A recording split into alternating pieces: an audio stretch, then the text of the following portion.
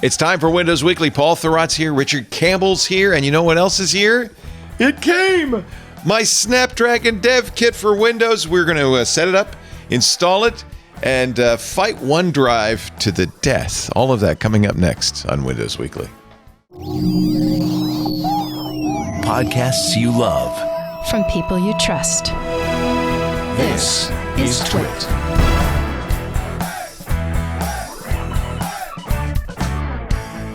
This is Windows Weekly with Paul Thurrott and Richard Campbell, episode 903, recorded October 16th, 2024. Absolutely seamless. It's time for Windows Weekly. Hey, dozers. Hey, winners. The show where we talk about Microsoft with these cats right here on my over there. The frame here. Over there. Directions are hard. Paul Thurrott from Thurrott.com. He is, of course, the major domo there, and his books are at leanpub.com. Today, he's broadcasting from Roma Norte in beautiful Mexico City. Hello, Paul. Hello, hola, Leo. Hola. What's Spanish for Paul? So Pablo, but I used to say Paul, too. I like Pablo. I'm going to call you Pablo from now on. I'm the second most famous Pablo. Pablo Thurrott. After Picasso. I'm going to go down in the same way, too. And then to his take up an ear. Other side is Mr. Richard Campbell from runasradio.com and .NET Rocks, and I'm as I call him, Ricardo, and he is coming to us from Portugal today. Portugal, yeah.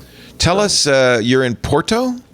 Yes. So when last we were together, I was in Ibiza for the ABBA party. So I was in Silver Lame. How was that? You did? You wore Silver Lame? Much.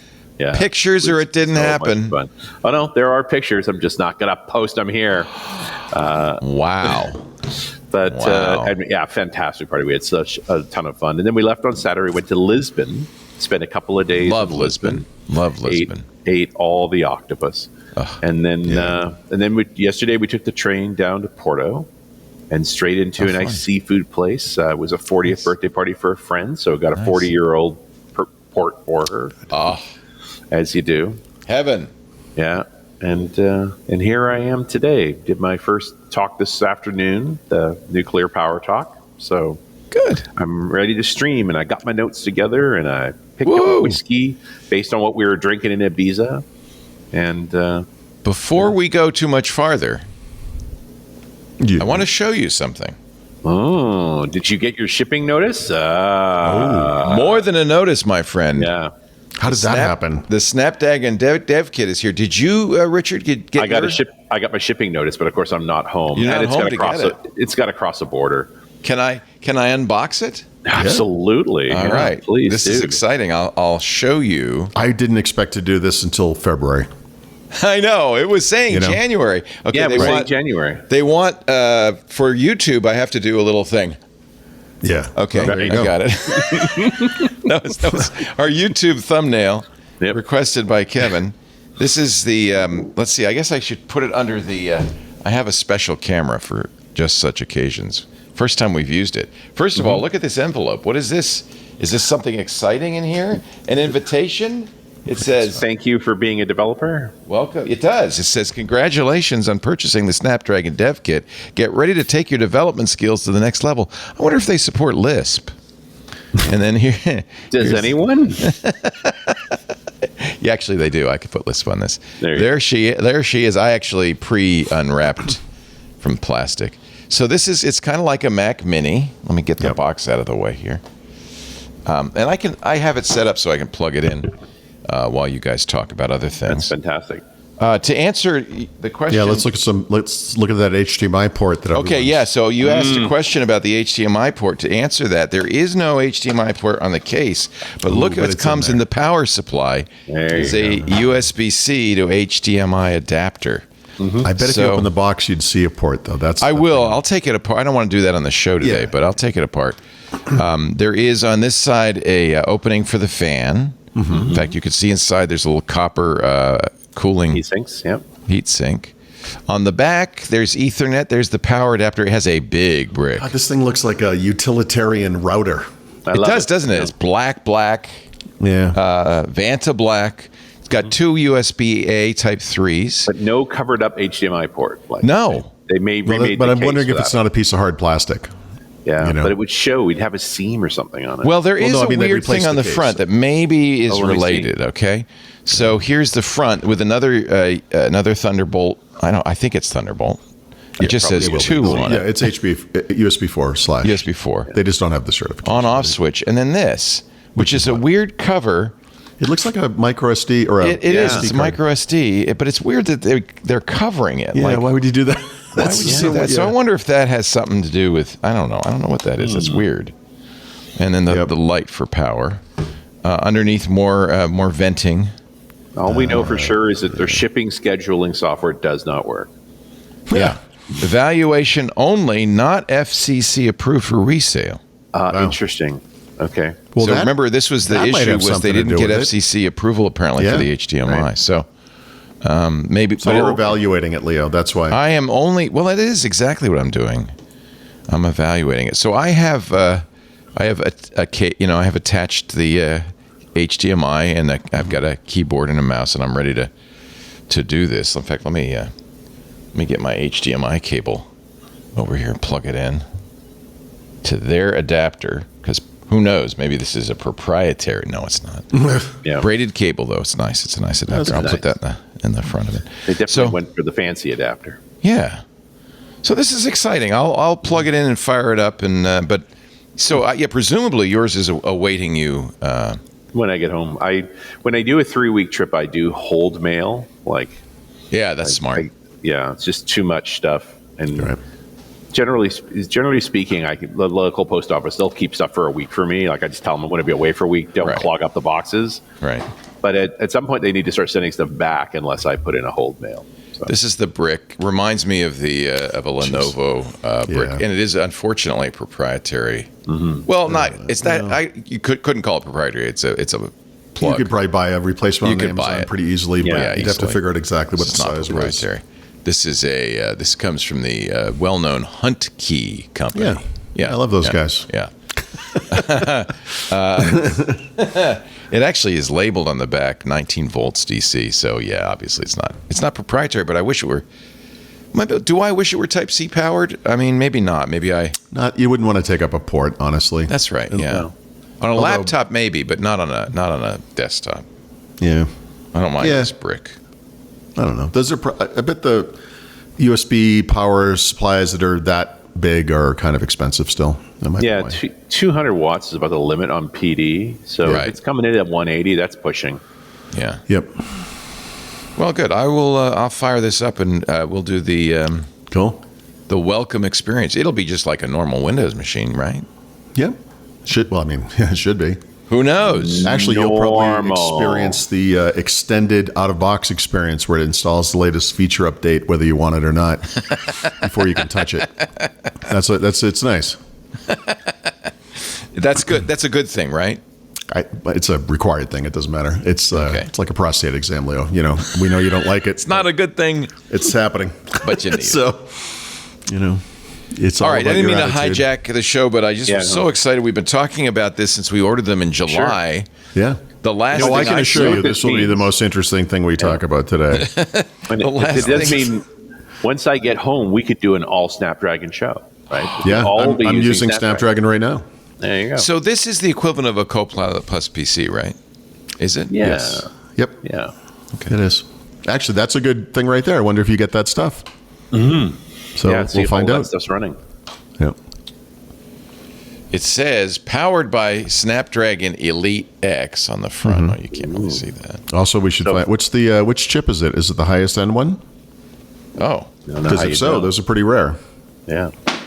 let me see if it says anything. Yes, Snapdragon X Elite, but you would only know by the number of cores, right? Is that how you would tell? Well, you can. Yeah, if it doesn't say on the box, you'll be able to tell when you get into Windows. Yeah, I don't. It may say, but it's so tiny. I feel like it might be the good one. Maybe you guys can read it. Well, what wouldn't? I mean, that's why the hold up, right?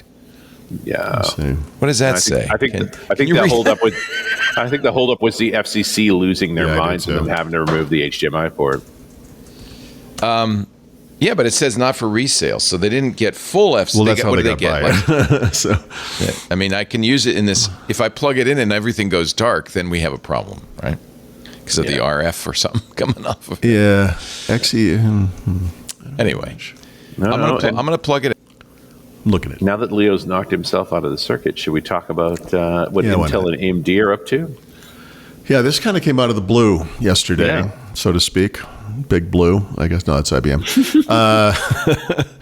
So Intel and AMD both ebithed the same announcement, which was that they are partnering to form something called the x86 Ecosystem Advisory Group.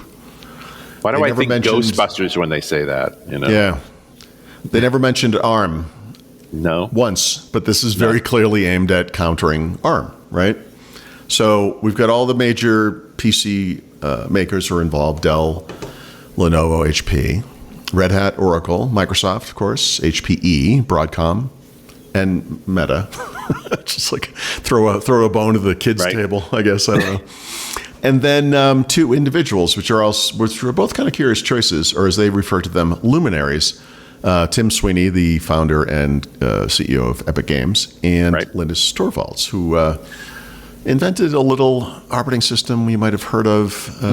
Name is escaping me.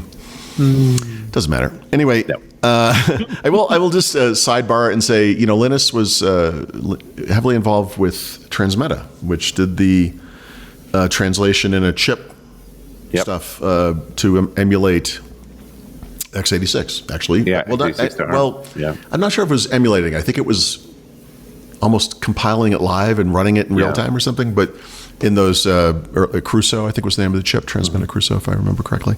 So that's kind of I remember interesting. that. Yeah, that was a Yeah. weird. This was Jerry Purnell was a huge fan of the one. It was an HP compact tablet PC that ran this chip. Right. It was slower than molasses in January. It was a beautiful machine, and in fact, was the iPad basically by design. A decade before the iPad came out. But God, what a piece of junk that thing was as far as performance and whatever. But so I'm sure he's he's good for that.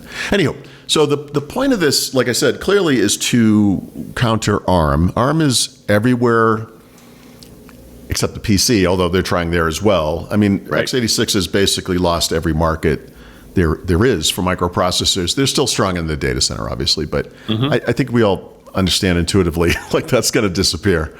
Or at least become a minimal thing. And then the PC becomes their kind of last major platform, right? It certainly is today. So their goal is to kind of standardize x86 implementations. There's only really the two major players that make these things anyway, right? Like Intel and AMD.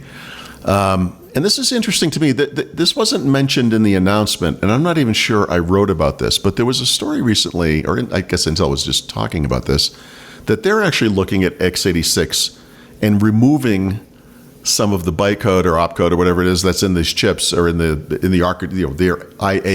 x86 architectural standard or whatever, because it's dated and there are newer versions of things and it's just kind of there, and the backwards compatibility bit is not important anymore. And so their goal is to simplify the resulting die, if you will, that is created from these designs, right? So today, there's wasted space, and we're getting into a weird area with chip design where it's getting so small that you see Intel does things like leave a blank space on the die so it can fit, so the rest of it just kind of fits. Yep. But they can make these things even, this is part of that kind of size reduction effort, but also simplification, and then will help make these things more reliable as well, right? So you get rid of the older stuff. So that's kind of, I assume that's going to be part of this. Let me take you another spin on this, Paul. Yeah. If you were going to dismantle Intel and you wanted to keep the FTC calm, Yep. you would need to spin off the responsibility for certain chip designs into an entity that could be governed. I love how your brain works. I mean, because you're right. one of the big conversations we've had over the past several weeks now, I guess, is anytime we talk about Intel and splitting it up the company, someone always raises their hand and says, hold on a second, they have this license with AMD and that thing is immediately cast aside. We got to figure that out. And to me, this was always a solvable problem. But this kind of partnership where these two companies are still going to compete, of course, right? Oh, yes, of course. But it suggests, yes, exactly what you just said, for sure, for sure. We're back to find a home for all the pieces that deals with the legal and trade-related issues. And this and thing you're doing it in public, covered in different things, so it becomes a fait accompli when you actually go to pull the trigger. Yeah, Intel might become an equal to AMD from an x86 licensing perspective, if you will. Like this organization might become what ARM Holding is on the ARM side, and they'll bring these designs, and chip makers can build off of them and go on their own directions, et cetera, et cetera. So, you could say that this is another example of even if ARM doesn't win in this space, ARM has had its impact, right? That's kind of... Well, in the end, I still think this is Intel's issue, that Intel has allowed themselves to get to this position. Yep. And quite possibly the simplest solution to it is to dismantle it. But was it Kira in the chat was saying that Bloomberg was talking about leave this till after the election? That's legit. I could see that. You don't want a long-term Dow member to get delisted right before an election. Jeez. Well, but is it as if whoever gets elected would make an impact on this? No. Well, but it's just another thing. Yeah, just another uncertainty. You say? Yeah, we have enough controversy in this election as it is. Well, and the reality, of course, it won't be done by then. I'm being facetious about they'll delist that quickly. This will be years of work. Oh yeah. It's also what happens to companies when they get old enough that their parts are sold off. Also, if you're watching the show, I just want to warn you now that the last 25 minutes is going to be us playing music, and I'm going to be doing an old guy dance. So, just look forward to that. Yeah, we're going to start. There's going to be some weird choices. We'll have fun, though. It's good. Yeah. Okay. So, this Intel x86 ARM or AMD thing is fascinating to me. I wish we knew more, frankly. Yep. So we'll see. No, but I'm enjoying all this. This is a very interesting way to approach this, right? To kind of do it in public without saying what you're doing. I know. Right? Yeah. Because if you try and do it behind closed doors, you get these regulator problems. So it's like it's dead. It's collusion. Yeah. Isn't it collusion anyway? Well, it's not collusion if the government's involved. Well, Intel has its own concerns, right? Things are happening there. Whatever's going to happen to Intel happens. There is this thing, like I said, there's this discussion about licensing and whatnot. And honestly, what this is doing in many ways is sort of the opposite of collusion, although it is 100% collusion in the sense that it's ensuring that competition survives. In other words, Intel isn't seizing x86 for itself. We're setting up a structure where both of us can continue to compete, and that's right. Well, it's also 100% reversible. Yeah. So should the climate change on this, where it's like this is not as a thing, it were, then, or should Intel have some amazing technical breakthrough in the next 30 seconds somehow? Yeah. In the form of $100 billion, then things would just continue, and it's like after some reflection, we've realized this committee is unnecessary and it's folded. I have to say, though, that I might just throw in a thought. If you want to take on a competitor, is the best way to do it to start a committee? Well, if you want to beat somebody in the marketplace, is a committee the best thing to do? There are ways to do things, right? And this is one of the ones that feels weird because we don't know what the outcome is. But when Google announced Android, if you actually go back to the original announcement, no idea what they were talking about. What they actually announced was AOSP, and it wasn't. They didn't use the word committee, but it was I don't know how they describe it. It was a similar thing. So it's like, so is there a product or what are we doing here? And it wasn't until later when we started to see, how Android evolved, and then there were phones and so forth. So their first announcement was like, wait, what are you doing? Right. And I think it's purposeful. So I think this is simple. Is it a standards body? Yeah, well, so they didn't say that, but I bet the word standard appears in this. Let me see, let's see. So, let's see if it is there a Yes. post x86 standard that competes with AMD? Yeah, so they're going to standardize interfaces across x86 product offerings from Intel and AMD, right? Along with Interfaces. simplifying the architectural guidelines, right? That will enhance consistency, reliability, et cetera. So, where they're talking more APIs, coding interfaces. Yes, I would assume. I presume, I assume right? so. Okay. And I mean, there's also this bit where Intel does these other things, right? So they did. It's interesting. They talked about how they collaborated with AMD on USB, which I don't recall being the case, but they do things like Thunderbolt, kind of on their own. Oh yeah, essentially, that's right. They even work with Thunderbolt Apple. is the type of thing where AMD things, only can belatedly offer it. In the beginning, they can't call it that. We have this USB thing. It's as fast as Thunderbolt something because it literally is that, but they don't have that certification yet. Now they do, right? So now you can buy AMD PCs with Thunderbolt 4. We just talked about this with Snapdragon. Qualcomm will get that. It is going to happen. But for today, if you ask them, well, is it Thunderbolt 4? They say, well, it's USB 4. It technically provides all of the capabilities of Thunderbolt 4, and you can plug it into a Thunderbolt 4 dock, and it works. But they can't because I'm call it using one right Thunderbolt now. 4. Can't call it that, right? Yeah. You have to pay for that. So maybe this has to do with that kind of interface as well, right? The outward-facing interfaces for, I don't know what you would call this, other hardware architectures or whatever designs. It's hard to say because it's very vague. But they talk that with the word, like I said, the word standard or standardized does come up several times in this document. The introduction of standards, security, vulnerability mitigation, blah blah blah. And they worked with AMD on developing USB, a vital connectivity standard, right? Which is correct me if I'm wrong, but my sense of x86 is it survived because AMD adopted it. Intel was ready to move away with Itanium. Well, yeah. I mean, I don't think there's a version where they could have walked away because Itanium tanked so badly. Well, but they didn't know that. They were ready to walk away. Yeah. I mean, I don't know that they could have gone forward with Itanium on PC. I don't know. God, that's the ultimate Intel going in the wrong direction. Yeah. Really. And thank God they had this skunkworks in Israel that was working on the core line, right? Yeah, exactly. Because otherwise they would have been out of luck. And I think AMD, by continuing the x80, I mean, they made it. AMD wanted to make a compatible processor, right? That was the point. Mm-hmm. Yeah. Well, they had been doing that since the very early 90s, if not early, right? I bought an AMD 386SX in probably 93, 94, maybe. Really? That long ago? Oh. Yeah. Yeah, back when 486 was the current concern, and you had, the DX and SX variants, and I had no money, so I went with an AMD SX, because that's what you did. So probably got it at Sears. I bought an Eagle PC compatible instead of a compact. It probably had Apple II apps too. It's one of those weird things. That thing was so overclocked it crashed all the time. Oh, that's funny.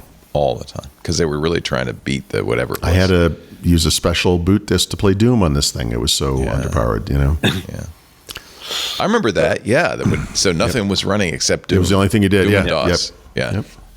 Yeah, Those you really were the needed days. that math coprocessor, man. Without your math coprocessor, Well, what I needed was more than probably 1 megabyte of RAM or whatever it had. I mean, it was Yeah. some garbage amount of RAM, but it's hard. It's hard to even think. It's so stupid. so long ago. Yeah. How small. So do you think this will save x86? No, I don't. Because really the future is, let's face it, The future is the present. It's ARM. It's here. I think ARM is inevitable, and I think when now you're talking about the other aspect that this committee could really do, which is to license the Caruso the effect. design. Right? Yeah, of course. Yeah. Yep. So we'll should we license boot the this ARM. as long as we're talking about it? Should we? Yeah, why not? You got all the plugs in. But I think they're going to try that. I think that's a big part of it, and I think they're trying to spread x86 to counter ARM. But I feel, like I said, I think it's inevitable. The last holdout really is the PC, and that's a legacy workload, really. And and I don't know. There's still COBOL in the world, so it's sort of like that. Yeah, it's always going to be somebody selling these machines. It's not the future. So the screen is dark because, as you saw, Snapdragon Yeah, and it's Windows are booting up, booting. But It's Well, I do now like the thinking. plain Windows logo. You got kind of a Surface-like experience there. Yeah, it's very just simple. Okay, now Seems it's doing the familiar. just a moment. Yeah, so you're going to go spinning. into this white screen with the out of box. Yeah, it wants to know who I am and what I'm doing here. Tries to be all friendly. Hi, I'm your Well, at creepy least it's piece not of software. it's not Cortana during her skit and scat routine. Little Wi-Fi here, little Wi-Fi there. If You know, you those were horrible days. if you were just seeing this, you wouldn't know if it was x86 or ARM. No, there's nothing. No, there won't be anything in this whole process that would tell you that. It's just not this. That's kind of the point of Windows, right? I mean, Yeah. you don't think about the hardware. You Yeah, just- hardware doesn't matter. yeah. Yeah, that's the right country. Let me see. I don't know how. You could do a live bypassing of the Microsoft account requirement if you'd Oh, like. should I do that? No, I'm an American. I'm happy. No. Do I want skip that? Why do they always ask that? Why would you have two? Oh, because you Accessibility want reasons. to speak different It's languages. accessibility. That's why. This is Wi-Fi, right? Yep. All right. Now, this is one of the areas where Is you it gonna could show this? run a command line bypass if you wanted to not have this, but there's no reason to. Are you? Oh, you know. Actually, I should connect the. You know, I'm going to go back to you guys because I think I might. Well, I just think I might connect Ethernet, and then we can forget that. whole thing. Cables. Who knew? I got What a thing. cables, and it's Yeah. got an Ethernet port. Wouldn't that be better? You know, 100%. Wi-Fi is also the future, Leo. I wish you would embrace the future.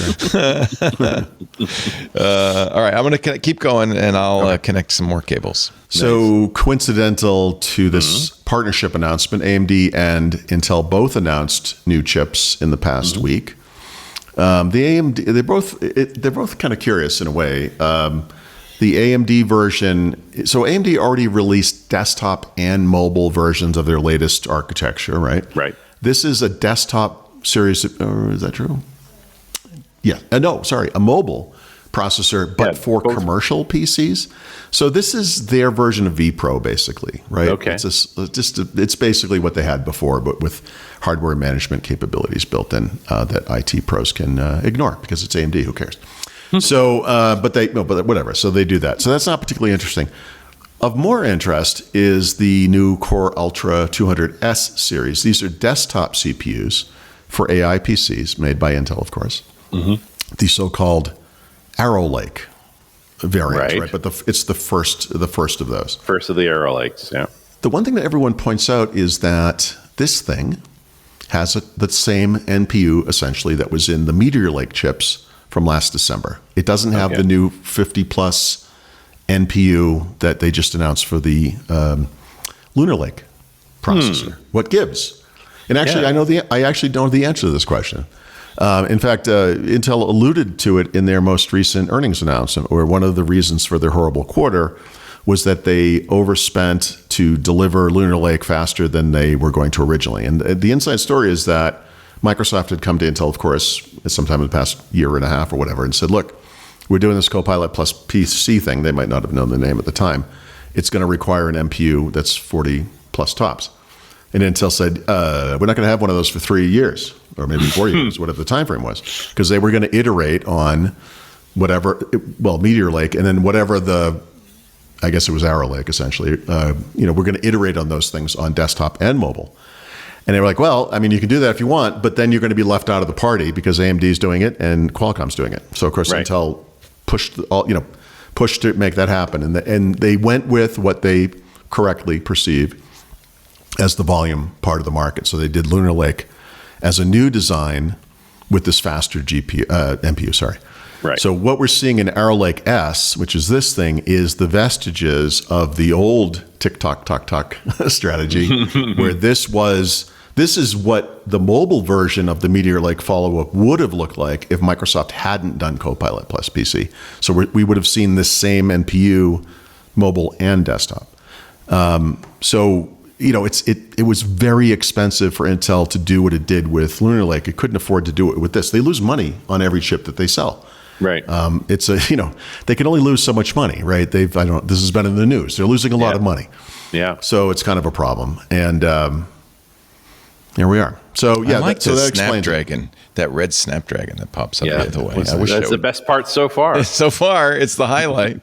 Now we're trying to figure out if it's going to install those features that. You have to get. You'll sign in first. There's more. Okay. Yeah, so after that. I'll let you guys. Leo, I just wrote a guide for this. If you want to follow along. Oh, that would be nice. If I could, I should. Just It's read actually that. it doesn't require a guide, but I have a book, so I have to write it. But it's not complicated. Okay. Well, I'm gonna just see if I can figure it out. All by I feel like my years of knowledge of you and your capabilities. I feel strongly I'll screw it up. that you're going to screw this up. No. I think you got this. Oh, wait a minute. Now it's doing something here. Wait a minute. Let's see. All right. So wait a minute. I already it did that part. Says no internet. I just on did Ethernet, that. that's It why, just yeah. did that. It came back to this. It's Okay. Well, just connect to the Wi-Fi so we can move this along. no. I'll let you guys continue because I plugged in an Ethernet cable and it saw it. So I'm very frustrated now that it came back. I mean, you don't have to leave that screen. If you plug in Ethernet and it's going to work, it will work right there. No, That's what it's. There is a gotta little sense install it. driver button, There it by is. the way. Now it senses it. See, it has to Yeah. sense it, and now it says it. And I don't know who Google Wi-Fi or Jupiter are, but Actually, don't want I just them. said there was a little install driver thing there. There isn't. So, and actually, I think the reason is because it did detect Wi-Fi, so it wouldn't put it there unless you needed the Wi-Fi.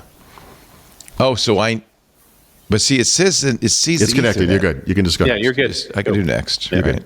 I'm not going to connect automatically to any of those access points. But why is I don't like the Wi-Fi? Oh, okay. See, I think I Gotta get did over the this. Wi-Fi thing. It's like it went back again. Because you got an update too. You're gonna be able to go get more updates. Oh, is it updating? You're going to see and- checking for Windows updates at least twice in this process. Oh, if well, not it already three did it times. once. So This is the second trip. Oh, this is the thing I was talking Ooh. about. Actually, it happens now. So this is going to take about 20 minutes. okay. This is going to take a long time. If you click next, you can go through a series of screens where it talks about how wonderful Just all. everything's going to be. I don't have a Copilot key. Yeah, so this is new. This is new to Isn't that 2042. interesting? Because I don't have one because I didn't get a keyboard with this. Well, you should order one from this company. You'll get it next July. Nice. I don't want a Copilot key. By the time you get it, we won't even be using Copilot keys anymore. But first, they'll tell you got it this August. Right. That's right. The last thing I saw, I was going to get it in January, so I was really shocked when I Lisa can't came believe up with this the thing box. appeared. That's amazing. That's amazing. Recall, yay! That's exciting. Asterox coming soon. We're not stealing. You did it. Okay, so I'm done. There's a lot of I'm just gonna caveats in do there. this. I will come back when it's done. It's going to Okay. be It's downloading. That's why connected Ethernet though is a lot faster. I think. Okay. I think Now that's you actually have- it for the x86 stuff anyway. You have to tell me why the desktop chips won't make the Copilot Plus PC spec because I want to build one. Why won't they? Yes. It's not necessarily true that future ones won't. There's like Panther Lake and whatever's coming. Right. This year, it's possible that there will be an Arrow Lake something that does have a faster GPU, but this kind of mainstream chip, which is, remember last year they did the Core, I think it was the 14 gen without any NPU. Yes. I think this is sort of in that space. It's just It's in that line. We're not. But the fact that I could introduce my NPU as a RTX 4090 is not. We'll get there. I got me an NPU. It cost me $1,500 and I can kill small animals with it, right? Like, come on. Microsoft is doing everything they can for the environment, as you know, and Including renting sustainability 3 Mile of the planet. Yep. Hey, I got a question. So they're acting as if I have a Copilot Plus PC because of the key, and these Well, not studio yet. effects No, are so with the Hello camera, yeah, right? the key, fair enough. I would say, yeah. I mean, you do, right? So Windows Studio Effects will work on any PC Any camera? that has an NPU of any kind, right? So actually step through there and see if you see any other Copilot Plus PC features like Oh yeah, Co-Create there's and quite a Paint. few. Yeah, Yeah, all right, these are all Copilot Plus translate PC and features. caption Yep. audio and video in real time. There you go. Recall. Well, recall, of course. I'm sorry. So yes, so yeah, Co-creator It is lets your- seeing that's- your PC as a Copilot Plus PC, Right. Which makes sense because. But I that's don't the need a chipset. Hello camera or a special camera to do the studio effects. Any camera So will do that. what's going to happen? So that's going to be very interesting because you just won't have Windows Hello ESS. Right. So you'll just have normal Windows Hello. So this is a configuration no one has ever seen. right? This That's is why not we're a doing retail this, isn't it? configuration. So it's Yeah. going to be interesting to see, if you actually get recall later, for example. Like you're supposed to have ESS to get that. So I don't know. It's a matrix. Well, I'm glad to be the guinea pig. This is why I ordered it. I'm excited. If you move away from the matrix, it looks like a little pile of dog crap. It's When's bullet time start? That's all. Yep. All right. So This is going to take a little while. Ad break. break while we're doing this. And then we'll come back. We'll talk more about Windows. You're watching Windows Weekly with Paul Thurrott, Richard Campbell. We do this every Wednesday. And we are now streaming on 8 platforms because we just added TikTok. I pledged I would never be on TikTok. Too late. You are incorrect. But I'm really curious because I don't know what the vertical video is doing. It may be that Paul and I are not on TikTok. Exactly. It's just Richard centers over. We have like a sliver on either side of Richard. You know what? That's what everyone wants to see anyway. Who cares? It's good. I don't. Yeah. Anyway, this is thanks to Restream, which we use for this show. We are able to be on Discord for our club members. If you're not a member, join the club because you can watch a Discord, but you can also chat in Discord. YouTube, Twitch, X.com, LinkedIn, Facebook, Kick, TikTok. And am I missing anything? I think there might be more. They told me 8. Arctic Fox. Arctic Fox, Sleep Near. Anyway, this is exciting. So if you're watching live, welcome. It's good to have you there. 737 people in here right now watching us do the show live. And they are very glad they're here because I'm going to tell them about something that they need to know about. This episode of Windows Weekly brought to you by Lookout, our sponsor for this segment. Every company today is in the business, really, of managing data, right? It's all about the data. That means every company is at increased risk, I'm sad to say, of data exposure and loss. You see it in the headlines every day. Cyber threats, breaches, leaks, and cyber criminals are growing more sophisticated every single day. And modern breaches now happen in minutes, not months. So at a time when the majority of sensitive corporate data is distributed out into the cloud, traditional boundaries no longer exist, and the strategies for securing that data have fundamentally changed, which is why you need Lookout. From the first phishing text to the final data grab, Lookout stops modern breaches as swiftly as they unfold. So whether you're on a device, in the cloud, across networks, maybe you're working remotely at the local coffee shop, it doesn't matter. Lookout gives you clear visibility into all your data at rest and in motion. You can monitor, assess, and protect without sacrificing productivity for security. And by the way, your IT department will love it. With a single unified cloud platform, Lookout simplifies and strengthens reimagining security for the world that will be today. I want you to check it out. Go to lookout.com right now. Learn how to safeguard data, how to secure hybrid work, how to reduce IT complexity. Security without sacrificing productivity. That's lookout.com. We thank them so much for supporting Windows Weekly. We thank you for supporting Windows Weekly by going to that website. Lookout.com. Something's happening. You're 25% there. You're 26. Yep. Never mind. That's like saying nothing's happening. Nothing's like preparing happening to install. You're saying you're not installing. Just say it. It did download, though. I mean, it downloaded whatever that update was. Now you think there'll be more than that. What we're curious about is what features get installed. Yep. I think you're going to see them. I think you're going to get all the Copilot plus PC features that exist. Sounds like it. They showed me that slideshow. It makes sense. Like that, yeah. All right. Let's talk about Windows. 24 Huh? Yeah. Oh, no, I'm sorry. You're right. Yes, we will. Sorry to interrupt. I meant to say, I have not tested this myself, but I did download it and install it to do this later. Because, I'm updating my book, 24H2. This process that you just went through, I have gone through possibly 20 times in the past week. I'm so sorry. Would you like to go through it again, Paul? No, it's fine. The reason it's a problem is because of the thing you just did. So 20 minutes every single time. I'm doing all kinds of different configurations. A lot of them are in VMs, some are in physical hardware. And that takes a long time. Yeah. And since then, they've released a new version of the ISO to that download Windows 11 page that allegedly already incorporates this update, which is that final October 24H2 update.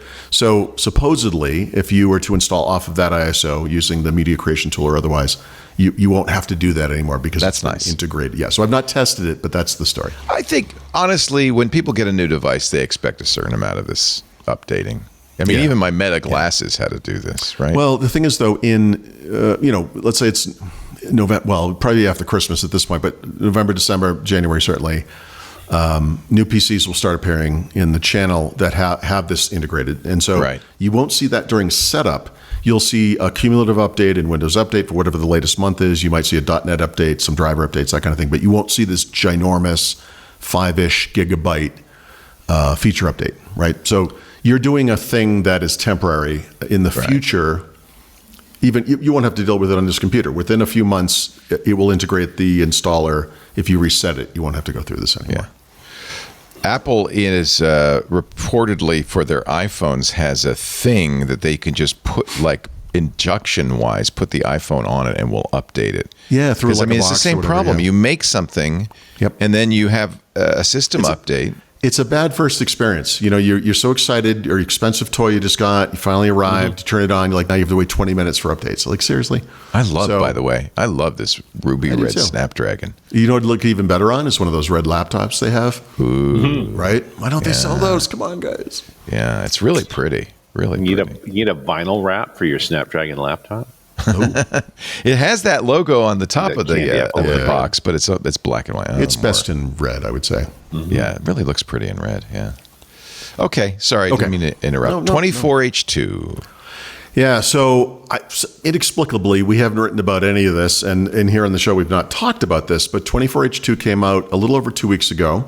Came out. We should if you can find a human being that actually got this organically, I'd love to talk to him. But it's come out, right? Mm-hmm. And it has resulted in what may be an unprecedented list of problems, even in the short history of Windows 11, right? It's bad.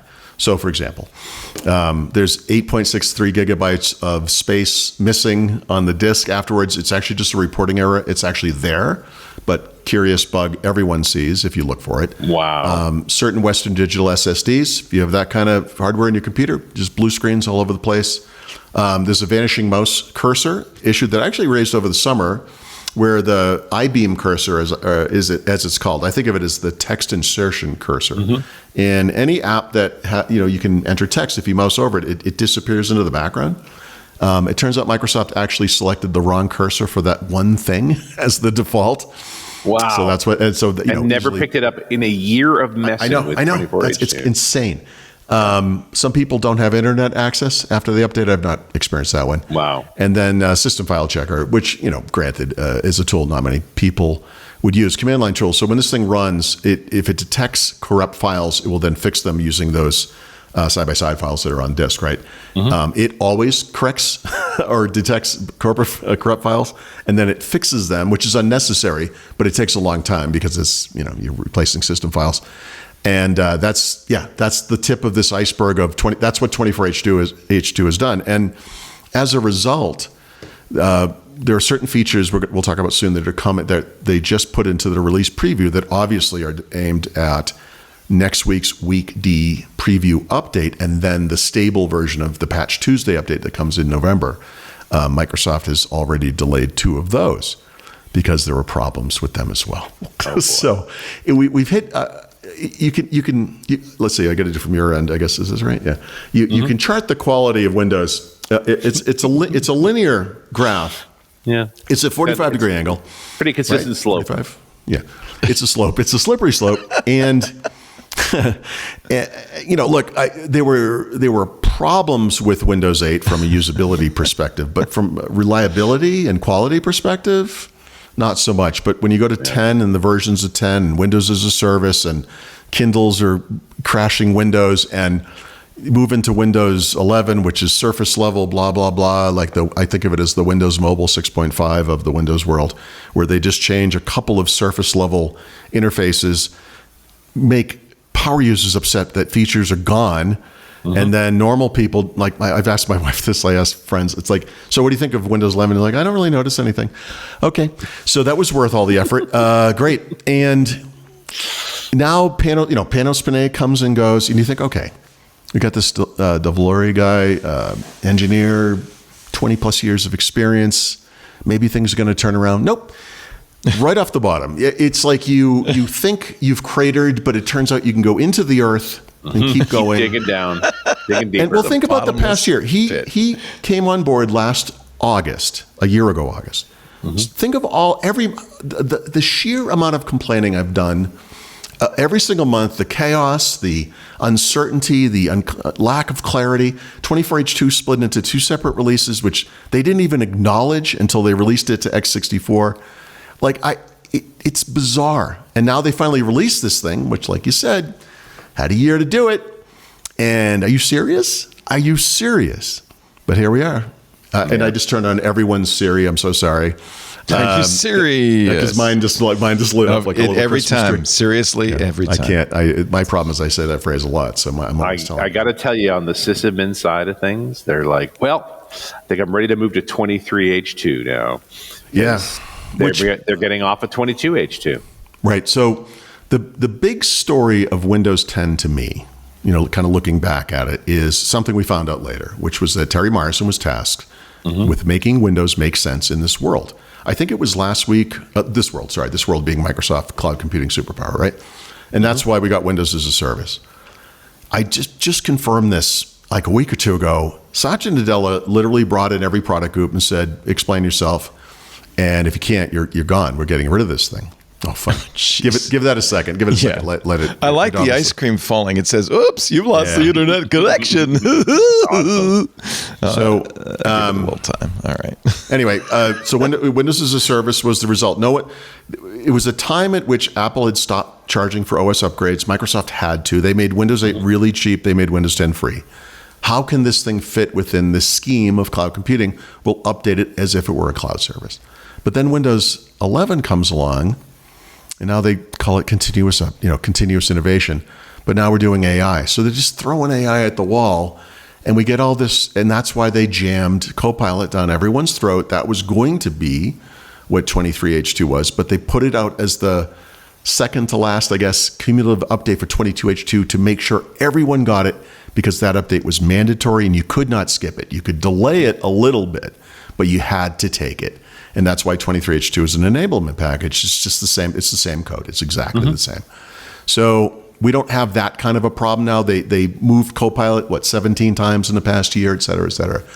But now Windows has to make sense in this AI world. And, it's a slightly better fit than cloud computing. I mean, but, it's still not great. So this is my life. How are you guys doing?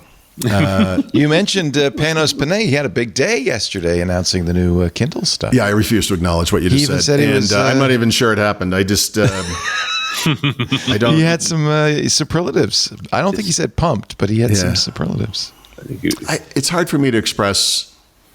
What's the malicious form of ambivalence? Malevolence? Malevolence? Malevolence I have.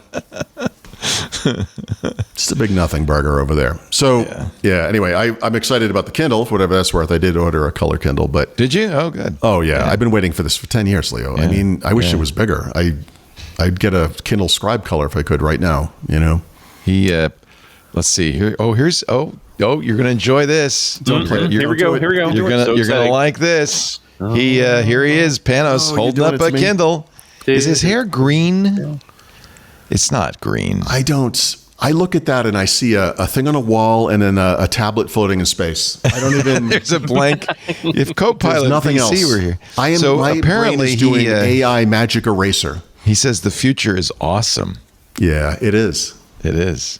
Future's so bright, I got to wear shades. I got to wear a lot of gold chains. Oh, wait, that's not the song. That's a different song. That's the Panos Panay song. I'm waiting to, for some reason, my keyboard. So go back to the screen. What do we got? It's the sign-in thing, but my keyboard, which I was seeing earlier. This is a seamless experience that I think speaks well. It just noticed you didn't have a Copilot key and it won't let you type. Yeah. It's weird. Hit your Copilot key to continue. Okay. God damn it. I had to unplug it twice. It's the same thing. It really wants Wi-Fi. It says. It really does, yeah. Why don't you have Wi-Fi? Come on. Yep. That's true. Yeah. Oh, all right. I just didn't. I don't want people to think it's taking longer than it is. Password. Oh, wait a minute. I can use my Microsoft app. I'm going to use that. So I'll get back to you guys while I do that. No, it's okay. Are you enjoying it? Are you enjoying this thing that you have to do every 20 minutes? This is my life. It literally Use my is. Microsoft app. This is how I spend my time. So now I have to do the Authenticator. 94. I really like, frankly, this particular workflow. Mm-hmm. This is what you call single sign-on, right? This is multi-factor 2FA. authentication. Yeah, 2FA. Oh, shoot. I forgot I have a new iPhone. Yeah. I have to add the account to my iPhone. That's awesome. Oh, so just say you can't do it, and they'll do other ways. You'll be able to send yourself a text probably or whatever. Yeah. Yeah. I don't have because a password. You can get by it. You can get by it. I can see get the by other. It says something like see all the devices this was sent to. No, below. Look below. Scroll down. Look below. Okay. Yeah, there's gonna be another. There's gonna be an alternative. Use your password instead. No. Let's see. I don't have access to my Authenticator app. Yeah. Oh yeah, it'll just email me. Okay. It'll mail you code. Yeah. Okay. Oh God. I would like at this point to try to sell you on something called the Windows 11 Field Guide. LEO, I believe is my name. That's amazing. You have to do the whole email address. It's not your. It's like, yeah, I don't think so. No. I know why, because when I do that, I use special names that no one. Let me just add the account to my Microsoft Authenticator, and then try and go back. Because I don't have the password is long. Obviously, I don't want to enter that by hand, right? Yeah, for sure. I love that we're 16, 17, whatever many years in the show, and you're literally rebooting a computer in front of me. Mm-hmm. I do that. I like that, Paul. This is us. This is us, man. It is. You and me, baby. These are all in the old folks' home. These are all going to mix into my brain as one memory. Now, this is great. So now the phone. Here we go. Wants me to approve a request using my Microsoft app, which is on the what? The other phone? You still have your old phone? Because that would still work. Oh, I do have my old phone. Oh, that works. Right. It's on there. Yeah. I'll get out of here. Sorry, I didn't mean to. No. This is a problem I run into all the time because I also switch phones a lot. Yeah, when you switch phones, you have to authenticate everything else. Yeah, which is the only reason I know there are alternatives because I often don't have the same account. Oh yeah. On the right device. It says notification. All right. I'm not sure if the notification is from the computer or from my. The problem is you probably canceled the previous notification, or you might have. So complicated. New sign-in request. There it is. Yeah. When I saw the 94 briefly, but then it says verify. Okay. Oh, good. Okay. Now I'm in. Okay. Whew. This is so exciting for everybody watching at home. Oh, wait a minute though. Oh, you have to do it again. Wait a minute. Cancel. I screwed things up. And then do it again. I just typed the whole. Yeah, I got to start over. It's okay. You'll get it the first time this time, if you will. If you get it the first time this time, it's really not the first time, is it? It's the second time. I have trouble. No, I don't want to. I want to use my Microsoft app. Yeah, you remember that? You can. Yes, you can choose it. All right, this is so exciting. Is it? Oh man. Well, I would like to apologize for everyone listening to the audio version of this after the fact. Authentication request denied. No. Let me be clear about this. This is amazing. No, you got it. You're in. It's so weird because the authenticator denied it, but apparently.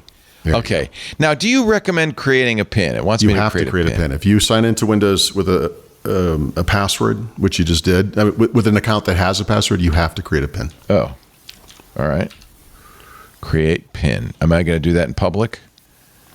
We won't see that. Probably. You won't? And what's the difference? I don't think anyone's going to break into your home and physically get to the machine and remember that PIN. I have an evil maid. Don't you have an evil maid? All right. We all have evil maids. I can't tell if she's evil because I don't speak her language yet. She's amusing. It's pretty evil. She's amusing. Right, do you have a funny maid? It's amused by you, I think. Oh, I think it goes. So this is tradition. This is exactly what you'd see on an Intel PC too. Yes, right? It's exactly the same. Yeah. Yep. Now I always just let Microsoft be Microsoft. Don't. Yeah. And I strongly uncheck every single one of those except for the top. Everybody to do this. All right, or do that. Coming recall soon. Coming soon. But why even say this if it's Why not is this here? Yeah. Yeah, that's a good question. Someday you'll have some feature that we're going to tell you about now. They really want you to use it, Leo. So here I recommend clicking Learn More. And then Not downloading the previous back PC. this up from some terrible Windows on ARM computer you used to have. Click Learn More. Oh, actually, it's from my Mac. It's the Windows on ARM. But I'll start from scratch. You want to clean install? Yeah. They badger you, but they'll let you do it. Okay. Learn More. No. Just click Learn More, please. I did. Oh, what's that? Obvious. Now scroll down. Scroll down. Yeah. I've never seen this before. It doesn't. It says you must. There is no option. No, but you only have one backup. Hold on. So click. I've never seen this. Okay, so crazy. No, scroll. I'm sorry. Scroll down. Oh, scroll down here. There it is. More options, not Learn More. I don't need to learn more. Your screen is incredibly low. I have Paul Thurrott. Oh, and here's all my other Set old up a new stuff. PC. There you go. Yeah. That makes more sense. Yeah, start from scratch. Yeah, that makes sense. They badger you again. Ignore the badgering. But if you don't do this, we won't have your data. Yeah, right. Okay, look, it's pretty. Yeah, but it's going to be less pretty in a second. And then they're going to start selling you on things. It's going to be less pretty in a second.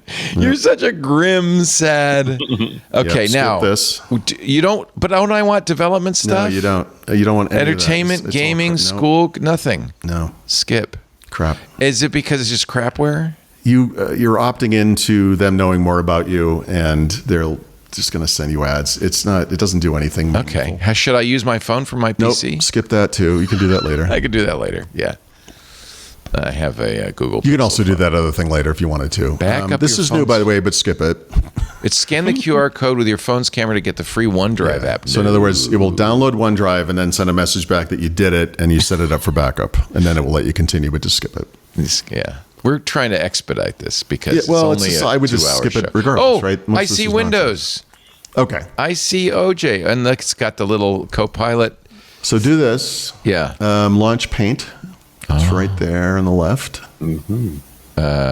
Which almost dead center of the screen. This one. Oh, this is so much fun. And then hello. Not that. Hello, I'm Copilot. Here's hello. Your this is going to be your favorite keyboard shortcut. Control W. We'll get rid of this stupid thing.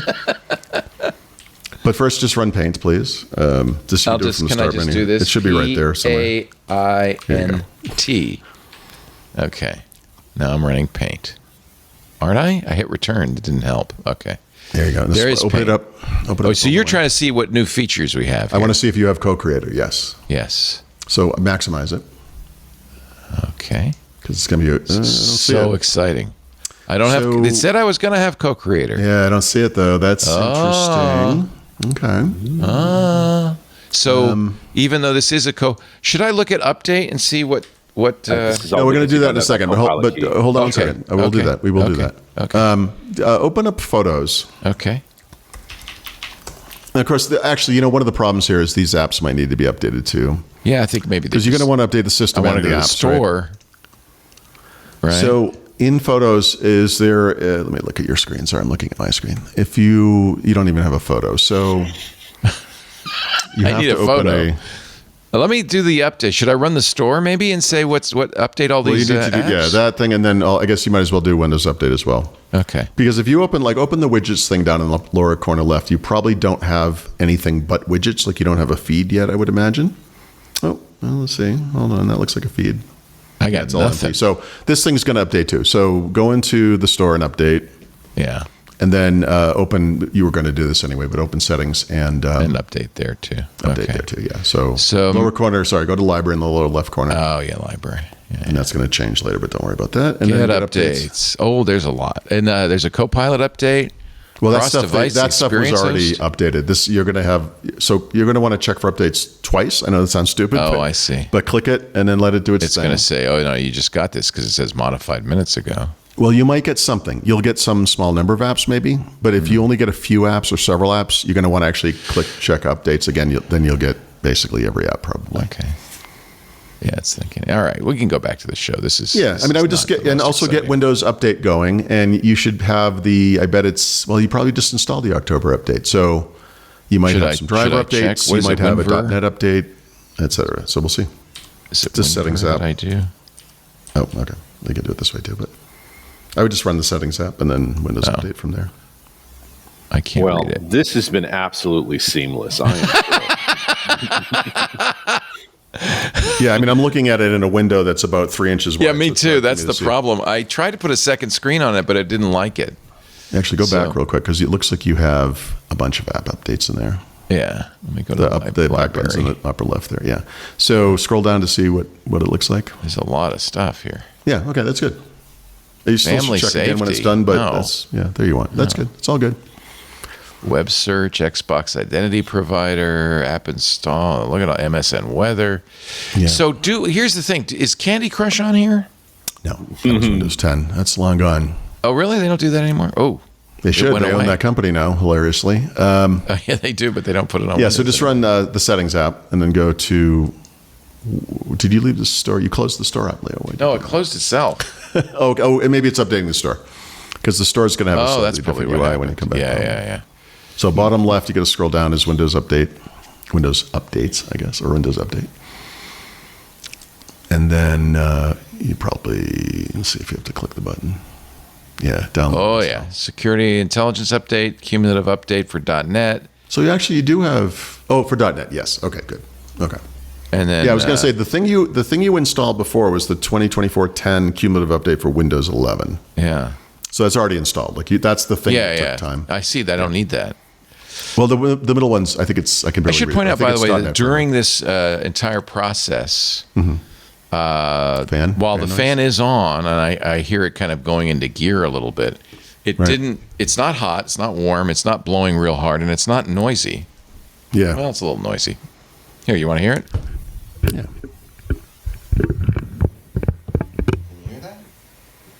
Barely. Yeah. It's not bad.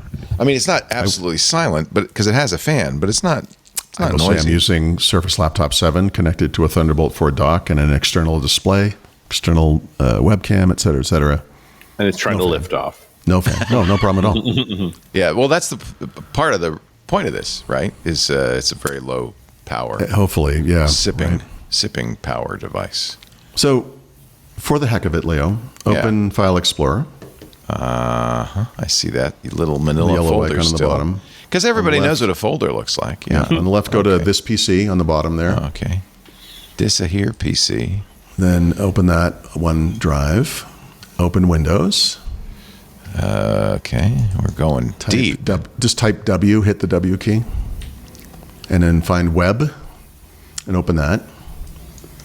And then I think Wallpaper probably. Yeah. And then open any folder. Just find a picture. Okay. And Okay. then There's a double beauty. click to open it. Okay. Oh, in Photos. You want to see if I have. Yeah, I want to see if Copilot. it's there. Yeah. So let's see. I gotta try to blink or squint. To Clip see. champ. Maximize that if you don't mind. Sorry. Clip champ. Hey, go away, clip champ. I don't want clip champ. Yeah, they'll be. Yeah, they like to. Quit trying No, it's okay. to help me. Clip champ. So upper left, I think, is edit. Yeah, and then let's see what you got. You do have this. All right. So the last two buttons in the There's toolbar AI. are- There's AI, baby. Well, yeah, yeah. Is that everywhere? I don't have does a it say- model. Does it say restyle image? Yes, it does. Okay, there you go. That's a Copilot plus PC feature. But I don't have a model. It's okay. Shouldn't it come with a model? Yeah, Copilot plus PCs do, but you can download it. Okay. Well, I'm going to get it. It's the image generation extension. Yeah. Provides AI models. So now I'm going to have to choose a model. I don't think I wanted the model and I you're got a not going model to choose a factory. model. This isn't Linux, Leo. it will choose the model. There's no But choice involved. What's the size of that thing, by the way? Does it say? 1.14 gigabytes. So it's a model. That's definitely. Yeah, I mean, they said, what was the number? Over 20, 23, 24 models pre-installed on a Copilot plus PC? But not. Or Well, this is not a Copilot plus PC, right? This is that's what's see, that's interesting what's about what you're interesting. doing. Yeah, like you're yeah. getting The the dev thing that PC makers Sort got. of am. Yeah, I mean that's why this is fascinating. Yeah. So if you do if I were to take this Surface laptop and reset this PC off of an external ISO, not the one that's built in, this is what would happen to me on this PC, right? Because those models aren't on the ISO. How big is the hard drive on this, Richard? Do you remember? Don't You remember. could just look, just open File Explorer again and go to this PC. I have You'll too see. many mice. I'm clicking the wrong mouse. Here we go. You have used a mouse before, right? Yeah, but I have several mice now. Lower left, this PC, and it will say on the drive how big it is. This is 4 gigabytes? No, that can't be. No. It can't be 4 gig. What? What? It's a half a terabyte. It's 512. Okay, Yeah, it's not very big. So, okay, that's good to know. Is All right. that no? The minimum for a Copilot Plus PC, I think, is 256. Jeez, that's not much.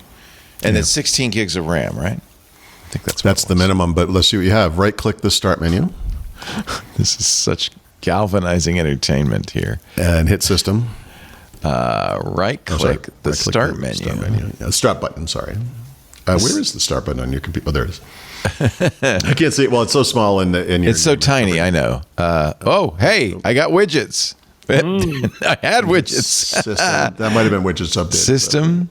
Yep. And then it will say Device specification. 32 gigs. Nice. There you go. Yeah, that's good. That's pretty good. That's hefty. It says it doesn't. Yeah. Okay. Good. And it is. And you confirming that this is the Snapdragon, the high end. The one. It says something Orion. 1D at the end or whatever. Yeah. I can't read it. 4.3 gigahertz. Yeah, it's hard for me It's to an read. that's the extra fastest. snappy dragon. Extra snap. It's the snappier dragon. I'm sorry, everybody. I In apologize. Spanish, the snapissimo. But I thought there was be some interest in this box. And It's interesting if you're on video. I can say For those listening, I think our entry for the worst audio podcast of 2024 is pretty much assured. Sorry, everybody. now we all make faces. Yeah. Let me see here. Where are we in the flow? Do we want to? Do you want me to? Yes. Take a break? Let's just quick. Yeah, we can quickly go through the Windows Insider stuff. So it's not much going on. There have been 4 updates, 4 releases, right, since last week's show. The beta build from last week, not much going on. There's minor stuff. The dev build has some minor changes to the taskbar that are kind of interesting. They're redoing some small UIs there with animations and whatnot. I wish I had a visual of this, but that's kind of interesting. The release preview one is the more interesting because there are 2 separate builds depending on whether or not you're on 23 or 24H2. So that's a little bit new. And they have basically the same features in both, right? Because they're still doing that. One of the features that is in this allegedly, although it's a controlled feature release, and I bet nobody has actually seen it, is that phone link add-on thing to the start menu. That was delayed. So that's actually not going to come. We're not going to see that in the November Patch Tuesday day. And then the other things are small. This is stupid. Like, the all apps list and also the all apps button in the start menu is being renamed to all, hilarious. Great. So I have to change It doesn't surprise me that all these stacks are derailed. If 24H2 is going that badly, all the experienced people have been yanked to firefight. Yeah. And everything that's on the list right now is essentially on hold. Yep. So one of the things we were going to get, and this might still happen, I suppose, is the new version of Windows Sandbox in preview. So stable in preview, if that makes sense, right? And this is the one that has like clipboard redirection and audio and video input control, et cetera, et cetera. So actually pretty useful. Windows Sandbox is an interesting thing because it's designed for testing an app before you put it on your actual computer because it's I don't know if stateless is the right term, but you shut it down and it just blurts, it's gone. It doesn't save the state. Yeah, it's a virtual machine. But it's a virtual machine, yeah. So, but it could become more of a general purpose virtual machine, I think. And it looks like there's this whole idea that every app should run in its own sandbox, so they just can't mess with each other. Yes, 100%. That's what Chrome OS does. That's what mobile platforms do, right? No, and every time they try to do it on Windows, it's broken some badly piece of software that everybody wants. Right. So Windows 10X was the original Windows 11. The big architectural piece was this container-based system where they were going to contain all of the Win32 apps into their own container, and then the more modern apps would each have their own container. Yeah. And what we got was a lipstick on a clown, and none of the architecture will work. So, to be clear, clowns wear lipstick anyway. This is nothing. It's additional. look, I can't promise it's going to make sense or make sense as a sentence. I can just promise there will be words. Let's not fact check Paul's metaphor. Well, hold on a second. I'm going to follow that up. Cue the music, please. I'm losing it. So it downloaded these, and now I can do some fantastic Yeah, there you go. things. Swirlies. Which is, by the way, Copilot plus PC specific. Yeah, that's the exclusive. AI So right you've here. got it. So it maybe in the Paint app, it might have just been because either it wasn't up to date or just the resolution of the system as such you couldn't see it easily in the toolbar. Yeah. I do not want to save whatever that is. So, and by the way, so you my should have. widget's I would keep an eye on populated, and Windows it knows where I Update. am and everything. So that's good. So you only have So by the way, widgets still has to be updated. That's not done Oh, because you don't have the feed. But that will happen organically. It's gonna happen. And then I would keep an eye on that downloads view that just appeared in the new version of Store, and keep checking for updates until there aren't any. You're sure there aren't any. okay.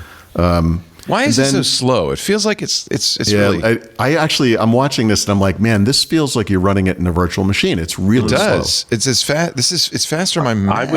I bet it's still doing a lot of updates, and I bet it's indexing like Yeah. And by the way, Same it might time. also be downloading those models, right? Yeah. Which could be multi-gigabytes. So I think it's just slammed. It's updating too many things. yeah. is. So in It's addition to That's what you're normal. doing, make sure you Maybe click fire up get a updates resource again. manager. Oh, should I? Okay. Well, I mean, it's not like you're going to be able to clear up resources. Well, just to see what's going on. Yeah, I see. I mean, I would use Taskman for this personally, but No, disk is pinned. Yeah. Look at that. It's all. Oh, did we tell you it was eMMC? Sorry about that. Actually, that's what the SD card slot's for, Leo. I can put more memory in. That's true. That'd be your more fast storage. Yeah. All right. Anyway, I would get that. You got to bring the settings app back, see what Windows Update's doing. I assume you're going to have to reboot. But you also want to check for optional updates, and that's where you're going to find driver updates and so forth. Mm-hmm. So yeah, it's all the way at the bottom. Okay. It looks like it did it. Yeah. So scroll down, see where it says optional updates at the bottom. Oh, I want to turn those on. Well, to see what's there, I would click on that,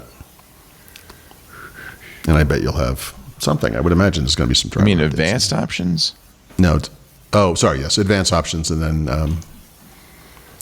Active hours. No, this is all the silly stuff. Additional optional updates. Here we go. Yeah, it says 0. No, you don't have any. All right. There are none. So you're up to date? Only get help.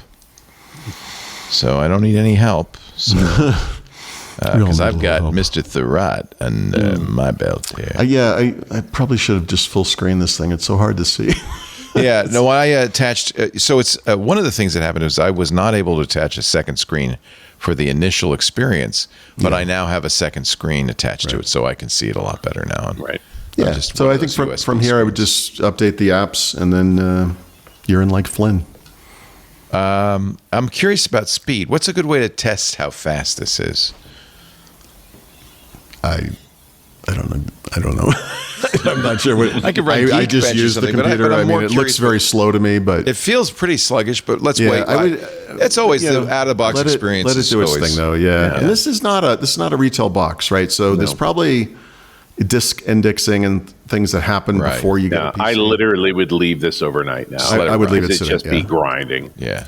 Let it do its thing, but let it calm itself down. The good news is all the updates are done. The store we'll check again just to be sure. Like, in other words, when you in the store, I did. check up, and I you checked came again. up with nothing. Yeah. Okay, then you're good. Yeah, came up with nothing. And then let's check the store again. Oh, that's the one I meant. I'm sorry. Check the store again. Yeah. Yeah.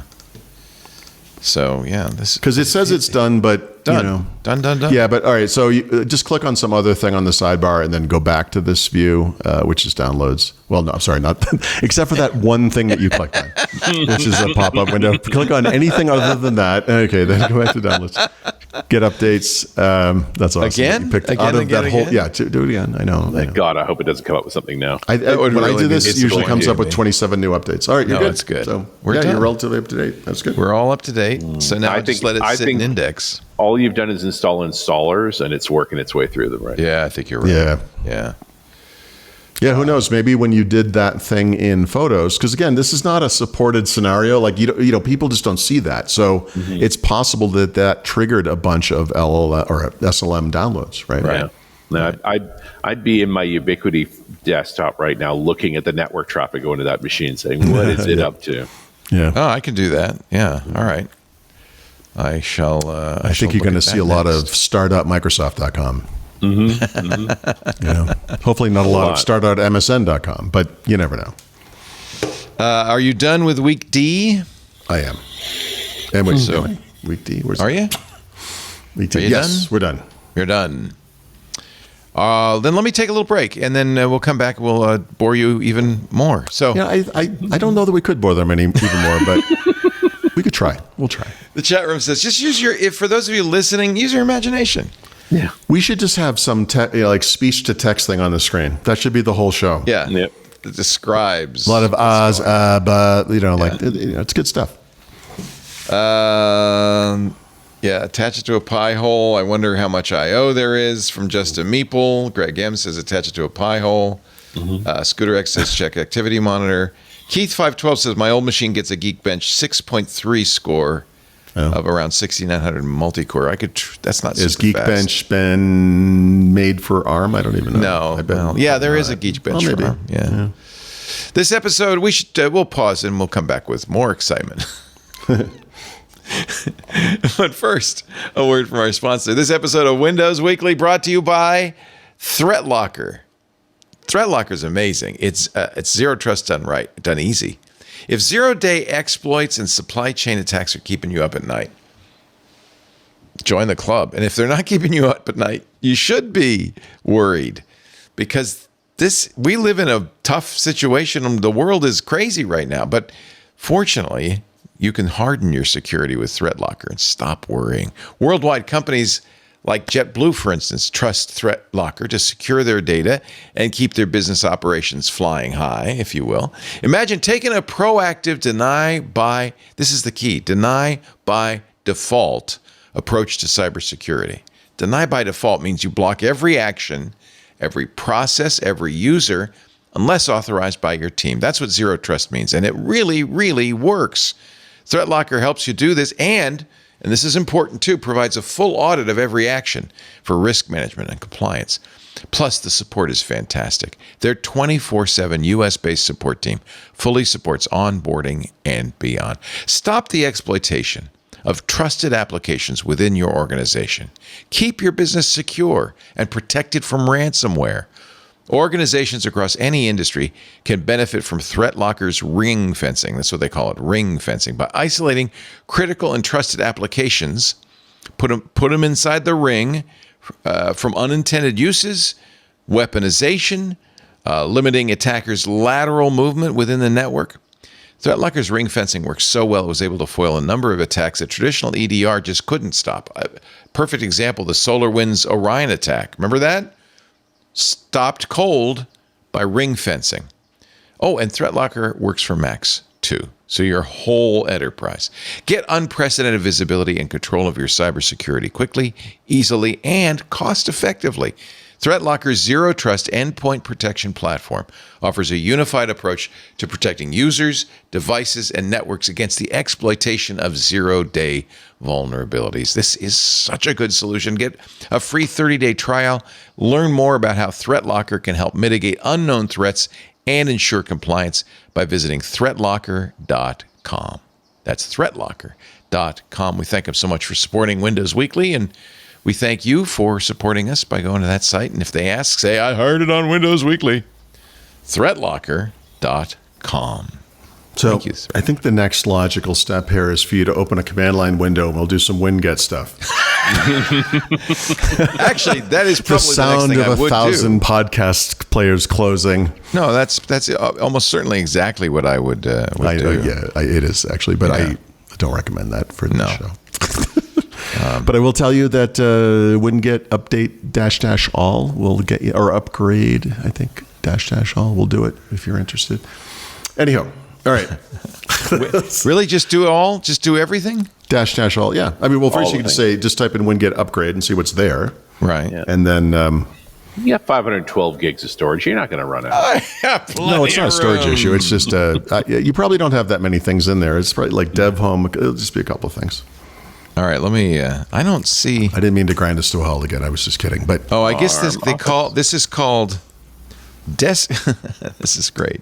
This is called Desktop CO5 from Vectron. Is boy. apparently the name of this device. I don't know if I can get a. I don't know if I can get a history. Oh, maybe I can. Let's see. what's happening? Yeah, oh yeah, look at all this. Look at that traffic. 3.63 gigs web transfer, 585 megabytes Windows Update. There's Microsoft Live. World Wide Web. Teams. Oh, thank you. I'm glad I have Teams now. Somehow Bing is in the mix. Bing got in there somehow. 5 megabytes. Bing, another Bing user Yeah. for the books. Look at that. It got pretty busy. But it's calmed down now. Yeah. That's good. Last hour, it's definitely calmed down. So I think we're all right. Let's go. Are you bored? Am I just want to boring move you? on. Yeah, I think just We've had enough. Okay. Let's move on, shall we? I'm really excited at my future when I get home. I'm really am. This is going to be fun, isn't it? Yep. Here's some good news. In fact, so good that Steve Gibson says he's probably going to devote the entire... Oh, no, I'm sorry. I moved ahead too fast. We'll talk about that in a moment. Let's first talk about the thing that really matters, Microsoft 365. Yeah, this is tangential, but I feel like maybe one of you knows that this is a thing now, but it seems like on both the consumer and commercial sides, there's been a lot of data egress activity on all of the major services where you can import and export data into competing services. So, for example, there was Apple announced one day, hey, you can export your iCloud photos to Gmail or to Google Photos or vice versa, right? Which is like this capability you sort of figure this company would not offer unless they had to, So the latest commercial version of this is something I could have used about a year ago. Google Workspace is now adding OneDrive data migration capabilities so that I should say OneDrive for business. They just call it OneDrive just like Microsoft does, but it's for commercial accounts where you as an IT admin can sign into your IT admin account over at Microsoft and pull the data over for when you're migrating accounts from Microsoft to Google, right? So it's kind of, I'm just throwing it out there because I feel like there's a lot of this now. And I need this to happen in music playlists. That's where I want to be. This is interesting, but I would like that going. So You just need the EU to get involved, and you'll be fine. yeah, well, that's what I mean. Maybe they did. Maybe that's what this is, right? I mean, for this case. So kind of interesting. And then there was a leak of what is a Lunar Lake based Surface Laptop 7, right? Which doesn't exist. And the question is it going to exist? In other words, will they rev this in the future? Or is this a prototype and they decided to go Qualcomm? So according to Zach Bowden of Windows Central, who we trust explicitly, this is actually coming and it will be, we don't know that it will be called Surface Laptop 7, but remember they did the Meteor Lake version, I think in March on Intel, right? And then they did Surface Laptop 7 in June on Qualcomm. It kind of makes sense. They might call it Surface Laptop 7, right? But Yep. November. Back in the day, they had Intel and AMD variants of Surface Laptop for at least a gen or two. So, yeah, good. And by the way, just this is not good data yet, but I now have Lunar Lake and AMD Zen 5 laptops. I have one of each, so it's not a big data pool, and it's me, but I do the same things on all the computers. I will say the AMD is 5 stars, like it's going great, and Nice. battery life is about 9 hours, I believe, at this point. Lunar Lake, not so much. That one, 4.5 hours of battery life so far, which is not what that's supposed to be. So I don't know, maybe something. I don't know. So that one's early. That one is. I'm going to be with that one longer. So we'll see what happens there. But the AMD one, which is a HP something. I don't know. I can't remember the names of these things anymore. Omnibook probably. That one's going great though, and that review I should have soon. So anyway, that's where I'm at with that stuff. Okay, Paul, if I ask you a question, will you promise not to get mad at me? No, I can't promise that. But go on. What the hell is going on here? Yeah. So, all right. So OneDrive click the little. personal All right. processing 221,000 changes. Yep. So this is one of the many hells that OneDrive. Yeah, I wonder why it's sluggish. So so these are what do they call it? Placeholders, right? So the little X there, click that. That's just a little notification. Doesn't mean anything, right? So where it says processing whatever number of files, and the files are scrolling by, as you can see. 250,000 changes. Yep, it has to get through this. So in your OneDrive for this account, you have those are the files, right? So it's not downloading them to your computer, but it's downloading the placeholders. There may be a more recent name for those things, but it's downloading the placeholders so you can see them. They'll search results will show them. You can double click them. They'll download on. That makes sense. So that way I can see that it exists in OneDrive and yeah, but it's weird how they show you this. So it's too not early. That much stuff in my OneDrive. That's what cracks me. Yeah. Oh, well, you won't see all of it it's now, the right? Emilio photos. That's what it is. So if you go back to this, is probably too early, and it's also too soon since we just did this to people already. But if you click on OneDrive again, okay, and go to that little gear thing, and then like help and settings, I think it's called, or settings and help, whatever that is. And then go over to the top left, I think sync and backup, or backup and sync, whatever it's called. Click manage backup. Yeah. Now, you're going to want to check this one again. You did not get asked if you wanted to back up during setup. So they're all off. That's good. I'm going to do one more thing here. I'm so sorry. Wait, that's going to take a long time. It's getting ready. Scanning. It's not getting ready. Right click the start button again, and go to system. And is it Windows 11 Pro or Home? It is. I think it's Home. It's a 64-bit operating system. No, I know, but expand this. Maximize this window for start. Where does it say? Oh, there it is. Home. It's home. Yeah. So you don't get it. Oh, so home. It will sync these to your computer. So you don't want that. So. Oh, I don't get a choice in home. No, not with home. You don't. And with Pro, you literally roll the dice, and sometimes you get a choice, and sometimes you don't. So unless you did you close the manage backup window? Or is it still there somewhere hiding? This is it, isn't it? Sync and backup. Manage backup. Sorry. Oh. OneDrive settings. Top right of the window. Yeah. Yep. Okay. So whenever this wakes up, you're going to want to turn off those backup these are going to turn otherwise on? It's going to download them to the computer. No. And then it will just leave it there. Leave it. You got to just leave it. I have to let it go, and then as soon as it's done scanning, turn these all hopefully off. Before it's done scanning, you'll get this option. Right? Okay. It's unclear when it comes. So wait a minute. Windows Home automatically turns on OneDrive backup. Yep. And you can only manually turn it off. Yep. But what if you don't have a OneDrive? You have a OneDrive account, space. right? Yeah. But what if you don't have it? Yep. Oh, if you don't have a one. Well, you do. You sign in with. Everybody has a OneDrive account, but do you not? What if I only have 5 gigabytes? You're going to get an error. It's not going to be able to download all of it. Well, actually, that's not true. So let's say you actually filled a terabyte of storage, and you only have a 256. Yeah, because unfortunately, I have the Office 265. Yeah, I've actually not tested this scenario. I'm assuming you're going to get an error message at some point, but that would be. It's going to be your fault. Your prompt to just turn that feature off. Okay, when I see the error saying you don't have enough space for me to restore all of this from OneDrive. How much space does that thing take up? Do we know? I don't know. The OneDrive app will tell you how much storage you're using, I believe. You're in the using lower 680 gigs of your terabyte. All right, so this will be entertaining. Maybe let it go. See what happens. I'm waiting for the flames to shoot out of it. This is exciting. Oh my God! Yeah, 685 gigs of the terabyte. But what am I don't even know what's there. I never use OneDrive. I remember when you clicked on the set up a new PC, and it's like, no, it's going to be your old PC. God damn. All right. Yeah, let's move I on. said I did not want this. I said that. I said I don't want this to be. I want to set up. Yep. You don't get a choice with Windows 11 Home. So No. this is opt-out. And what kind of not developer kit comes with Home?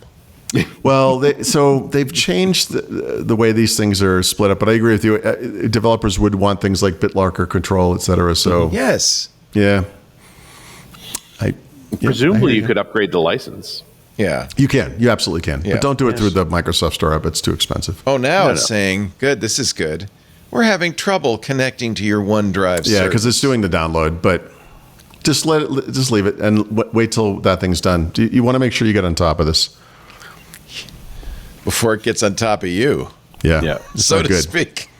Well, this raises an interesting point because I really haven't tested what happens when you have too much storage to fit on the disk. So that's something I should probably look at. I'll let it go, shall I? And Yeah, go ahead. send you some screenshots.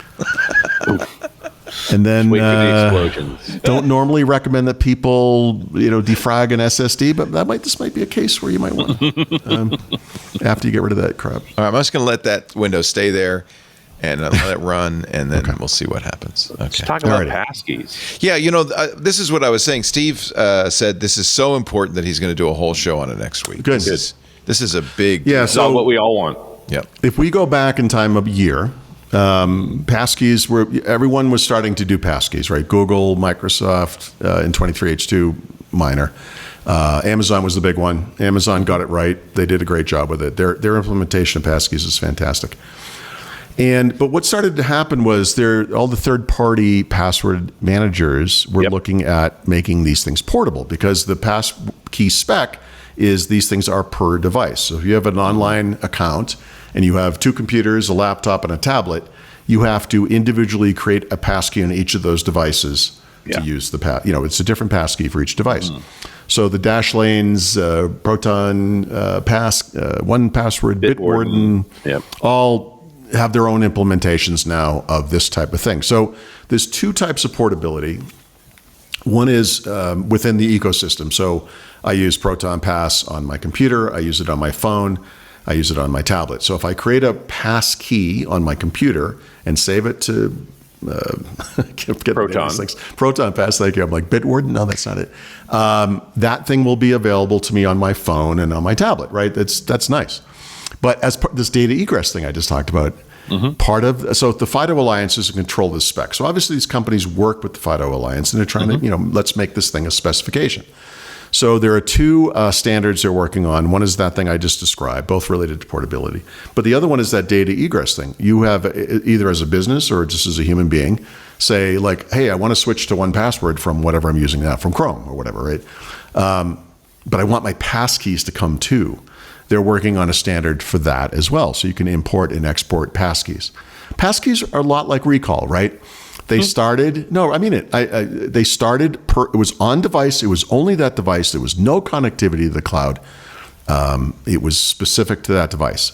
But like with recall, as I keep saying, the future of this thing is obviously it has to sync to the cloud. It's going to go everywhere. So with passkeys, third-party passkey managers are already doing this. Google just had an announcement. We might have talked about it. We might not have actually last week, but Google is bringing this capability to Chrome, right? So you'll have across Android, Chrome OS, and Chrome web browsers, wherever you are, the ability to use a passkey that you might have created on another device. So it's an obvious need. I think it was last week we talked about passkeys for some reason last week. I can't remember why, but I kind of raised this notion of we should really think of this as passwordless and not kind of worry about what it is, right? Leo was asking earlier with the Microsoft Authenticator app, what is this thing? Is this a passkey or is this a whatever? And it's like, well, it's a passwordless authentication option. In this case, 2FA, but whatever. Passkeys are arguably the most convenient form of passwordless because you don't need another device. You're authenticating using the secure hardware that you might have, a facial recognition system, a fingerprint recognition, or a PIN. A PIN has, you have to have that fallback. And it's all happening on that device. You don't have to engage with like a security key or a phone with a 2FA app. So I think this is what passkeys, I think to most people are complicated and it's, security is hard and all that kind of stuff. I think this is what's going to put passkeys over the top for just human beings. It's great for everyone, including technical people. It's just easy, you know, it's more convenient. But I think this is the type of thing we could sell on people. Like, you know, I know. Well, and I think the name was very intentional. intentional because passwordless scares folks, but I need a password. Yes. Right. Where Passkeys sits in between the two. Yeah. Yep. And I think the spread of Passkeys will result in more online accounts giving you the option, and maybe one day mandating that you do not have a password, right? Yeah. You can do that optionally with your Microsoft account today. I feel like I'm not a technical expert when it comes to security, but I feel like I'm at least semi-technical in general, and I haven't done that. Like it feels wrong to me, but you know, someday I think that's going to be this, you know, the way things are. So this is a nice step in that direction. And I've had enough problems with enough different security options like FIDO keys and authenticator and things that I have a tough time giving back away any of the fallbacks. But when Passkeys works, it's so sweet. Oh, it's the best. And the problem, one of the many problems with this type of thing is that there are so many different ways to authenticate yourself. And different accounts support different ranges of those things.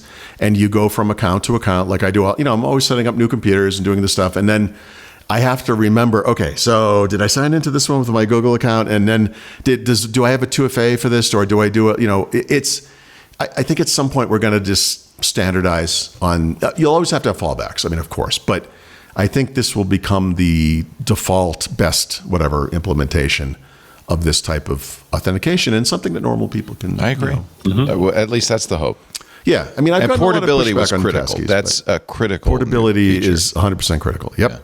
Yeah. Yeah, because like you want to go through this awful process, and you're like, all right, now I'm going to go do this again on my phone. Fantastic, and it's the worst. So having that stuff sync is the best. Well, and more saliently, it's like you do not want it to work in one place and not in another place. Well, it's more than syncing because my Passkeys on Apple sync. It's being able to move it to a Google phone instead, which they do not allow today. Portability. But Apple, by the way, is part of this announcement, and they will be doing that in their new passwords app. So you will be able to do that. Yeah. Okay.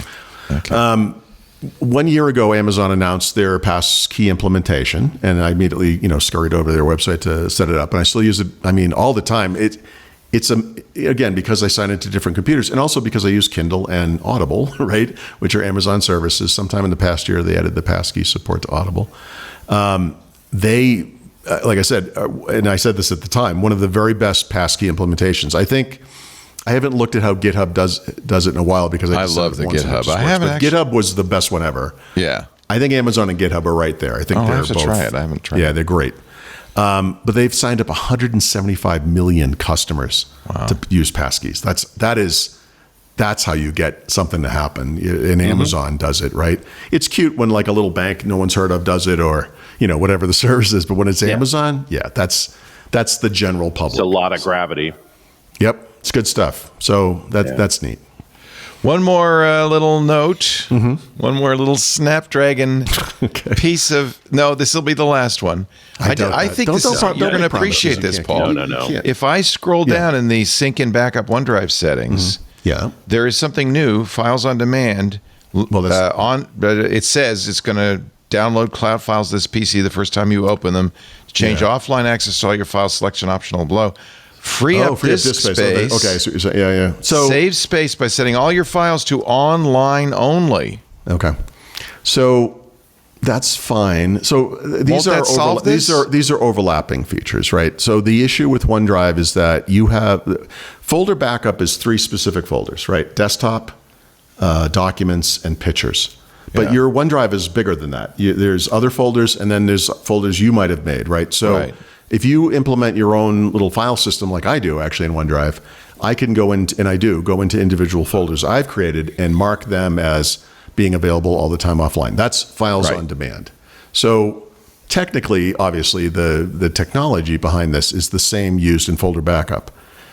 The question I guess you're asking, or maybe the point you're making, is if I do this, does this turn off folder backup? I wouldn't count on that. Oh. So I would look at that. It feels like it implies that, but you're right. Microsoft never uses dark patterns, so I'm not sure what you're implying. But and then as soon as I click it, it opens. For some reason, opens my OneDrive. So look at but don't move. So where are you in the file system right now? Is that Actually, the root of it's OneDrive Leo Personal. It's in Leo the Personal? So that's okay. The root of your okay. So you see the little cloud icon there next to OneDrive. Yeah. What does it say? Processing, right? Still working. So you gotta let that happen.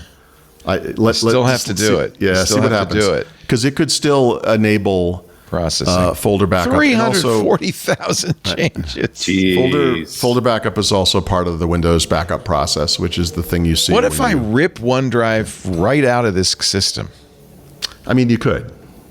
Wouldn't that be the best thing to do at this point? I'm not going to say that, Leo. I have a book to sell, but the point is, I feel like that's what I want to do every time I install a Windows machine is to rip OneDrive right out out of it. Yeah. Is there an easy way to do that? Nope.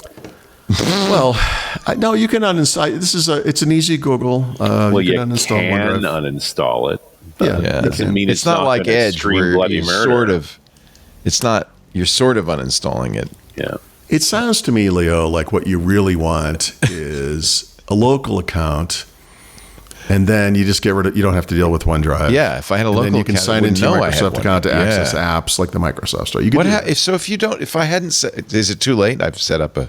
You'd have to set up a new user account, but the thing is, this is different in 24H2. Before this version of Windows, it was important to sign in once with a Microsoft account because it auto encrypted your hard drive, or your storage.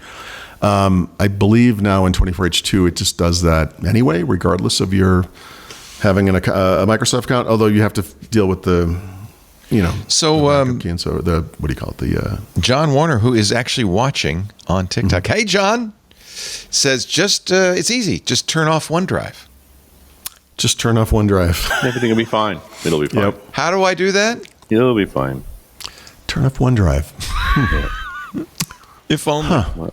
We're going to need some artillery. Just turn off OneDrive. Can I turn off Windows? Yeah, you could. There you go. If you don't connect it to the internet, OneDrive can't bother you. There is a the version of local account Ubuntu is now the that key. runs on this platform, by the way. But That's a really good reason to sign in with a local account. so you could unlink this PC, right? OneDrive is still sitting there, but it's not doing anything. You're not signed into it. But you did sign in with a Microsoft account. too late. Is it going to pass through at some point in the future? I don't use Windows like this, so I'm not sure. But my experience is when you sign out of OneDrive, you actually have to explicitly sign in again to use it. But it's kind of limited. Okay. Well, I'll just let this run 360,000 yes. This is the horribleness. So when I set up Windows far. PCs now, this has happened in the last year or so. Once I get everything the way I want it, put it aside, work on something else because let it that thing's run going to overnight. churn for a Leave while. it overnight. Yeah. And then I look at, you don't have to wait that long, hopefully, but it's going to be hours. And then, 685 gigabytes. yes, kind of see where you're at with That was file my backup mistake. or folder I, backup. at some point, must have used OneDrive, I guess. Well, look, the mentality is right. I have this storage. I might as well put this stuff in another place. Why not? Right. But then you signed into Windows, and that's why not, right? I want to apologize for the wallpaper I chose. It looks like Pringles. I don't. Yeah. That's not the. That's not Those are the type of Pringles you get here in Mexico. They're spicy and hot. spicy hot. Made of styrofoam Pringles. And that's right. Well, they're made of the cardboard the box came in. 369,000 changes. It's going up, not down. You'll get Why? What? You'll get No, it's counting them all for you. It's having a great time. I don't. That was the test picture you were supposed to play with in Paint. How did it become your wallpaper? I chose it. It's There a you big go. mistake. It does. I made it dark, which I like. It's now in dark mode. But I love that everyone in the chat is showing you how to uninstall this thing. I uninstall. come back Sorak says and I uninstall Windows OneDrive every time I set up new Windows, and Yeah. it never comes back for me on a There you go. local account. That's the point. Then why even bother uninstalling it? It doesn't do anything on a local Right. account. That's the problem. I wouldn't even take the time. Who cares? Well, I guess you don't like the icon. The icon is offensive.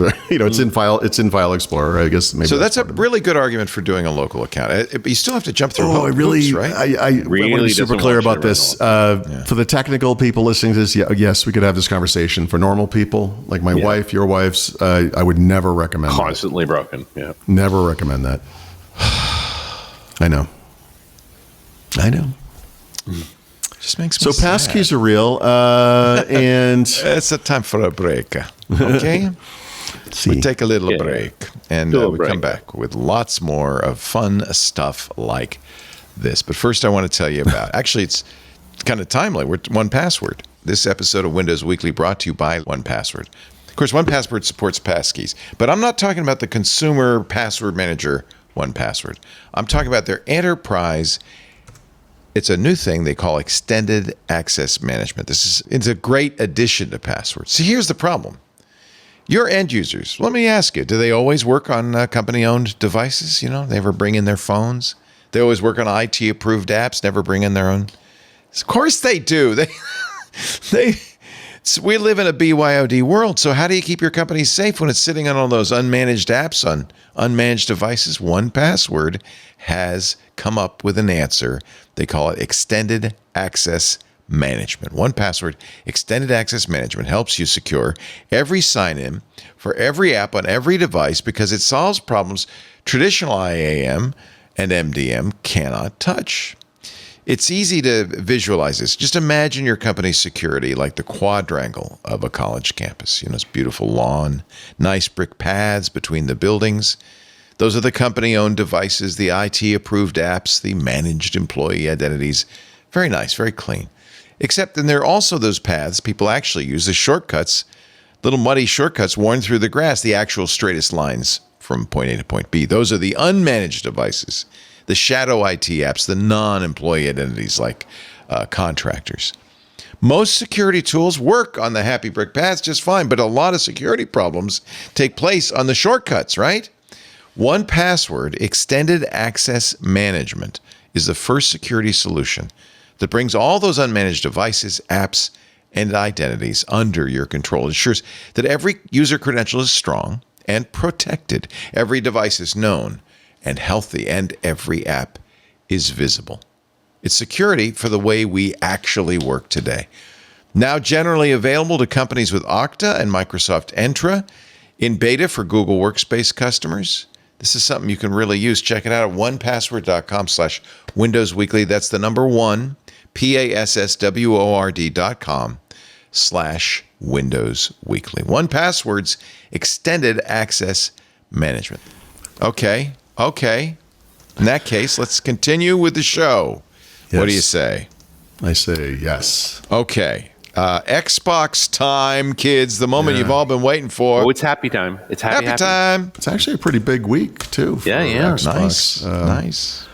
Google recently lost a little antitrust case. Little one. Saw it.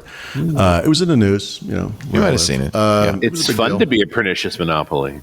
Yep. Now, I think the appeal process is going to delay any of this from happening, but Microsoft, it's strong for me to say Microsoft announced. Microsoft did not announce. Xbox President Sarah Bond wrote on Threads. What do we call that, by the way? It's not a tweet. It's a thread. Wrote a thread? Is that what we're saying? Posted a thread. Ripped a Blue thread. Sky's skeets. Tweeted. I don't know what threads are. Yeah, I don't either. So anyway. What's a thread? She posted a thread. Started a thread. I don't know. Pulled a thread. There you go. That's a good. Anyway, what she wrote was the court's ruling to open up Google's mobile app store. It's a stitch. How about if it's a stitch? Okay, it could be a stitch. Yeah. Okay, sorry. That's okay. Will allow more choice and flexibility. Our mission is to allow more players to play on more devices. So we are thrilled to share that starting in November 2025, probably, players will be able to play and purchase Xbox games directly from the Xbox app on Android. Wow. So a couple things here. Microsoft recently announced that they were going to consolidate on iOS the previously separate apps for the Xbox app itself, and then the Xbox, I think it was just called Xbox Game Pass. Yeah, Xbox Game Pass app, or whatever the other app was called. Who cares? On Android, that's already the case. This is already the consolidated app. We see the same app on Windows, right? Mm-hmm. It's not clear to me what this means. So Xbox doesn't have Android games. So how are we going to play Xbox games on Android? Now, purchasing games on Xbox is not hard to imagine, right? Mm-hmm. Today, through the Xbox app, you have the capability to remotely install a gamer app you already purchased on Xbox to a console, right? So if you have multiple consoles, you'll get a list, you choose which one, and that thing will start installing, assuming it's in a power management state where it allows that. But the sentence is so deliberately and delightfully vague. Other people, not me, but others asked them for clarification, and they said, this is all we have to say. So Nice. all we have to do is guess, and I don't know. I don't know what this means. Are we going to have... Remember when the Blizzard acquisition was all about mobile? Yeah, so that's one of the possibilities, right? That King Call of Duty, by the way, they have two extremely popular mobile games that run on Android. Maybe those will be among the games that are available to play on Android, because I guess technically Microsoft now owns companies that have mobile games on Android. Yeah. They are, but you don't see it today. Like, you don't see those games as part of Xbox, really, but I guess they are, right? So I guess that's probably what she means. Maybe. Yeah, like an alternative to the Google Play Store. You just use maybe. I don't know. Well, I mean, we've had so much Blizzard content since the acquisition. I figured this was Blizzard has a great what do you call it? Diablo mobile game, by the way. That's I play that. Diablo Immortal really is actually great. Yeah, I really like it. Yeah, so that could, maybe that's it. And I suppose from Microsoft's perspective, the point of doing that is that any in-game purchases will now go through them, not through Google. Now, Google will, we haven't figured this out yet, but under the court order, Google will have to, still has to get something, right, for doing this, but it's hopefully going to be less than 30% or whatever. So we'll see. Anyway, interesting. So November, she says, hilarious. Right. I mean, maybe, I don't know. So I didn't cover this too extensively at the time. I was actually kind of outraged by this, but basically a group of buddies decided to start a lawsuit against Microsoft, PlayStation fans essentially, worried that Microsoft buying Activision Blizzard was going to trigger the games that they love being worse on the platform they prefer, or just not being made available, right? Something Microsoft repeatedly said they would never do. It doesn't make sense to own Call of Duty unless it's on PlayStation. That's the big platform.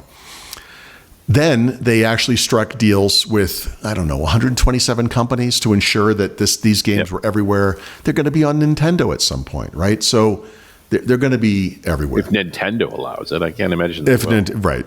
Okay. Yeah. I mean, Call of Duty 3 was on the Wii, I guess, at the time, long time ago. We'll see.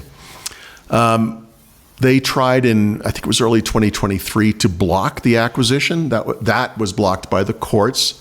And the judge, I don't have their name here, but the judge said the day after the acquisition, these fans can play these games exactly the same way they played them with their friends before the merger. Microsoft has a legally binding agreement, right, to not do this thing you're so worried about. So the thing that's odd about this, though, is that the case actually kind of sat there continuing.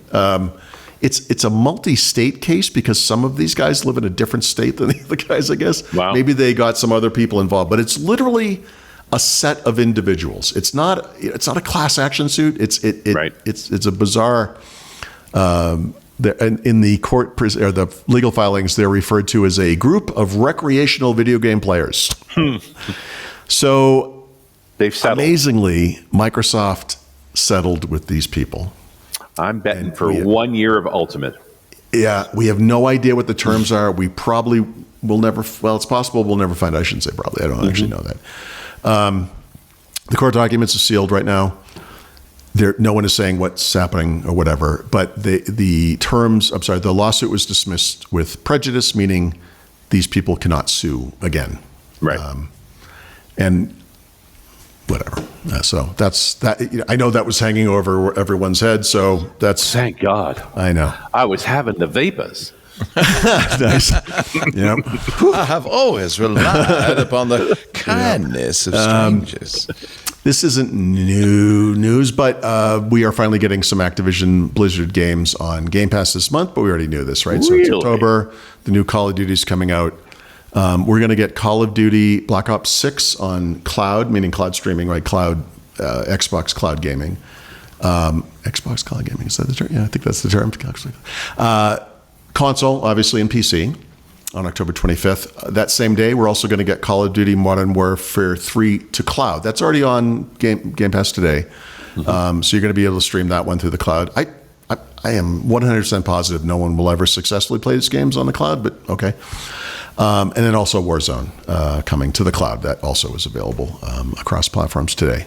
And a bunch of other stuff, actually. It's been kind of a light few months, but MechWarrior 5 is in there, Dead Island 2, StarCraft Remastered.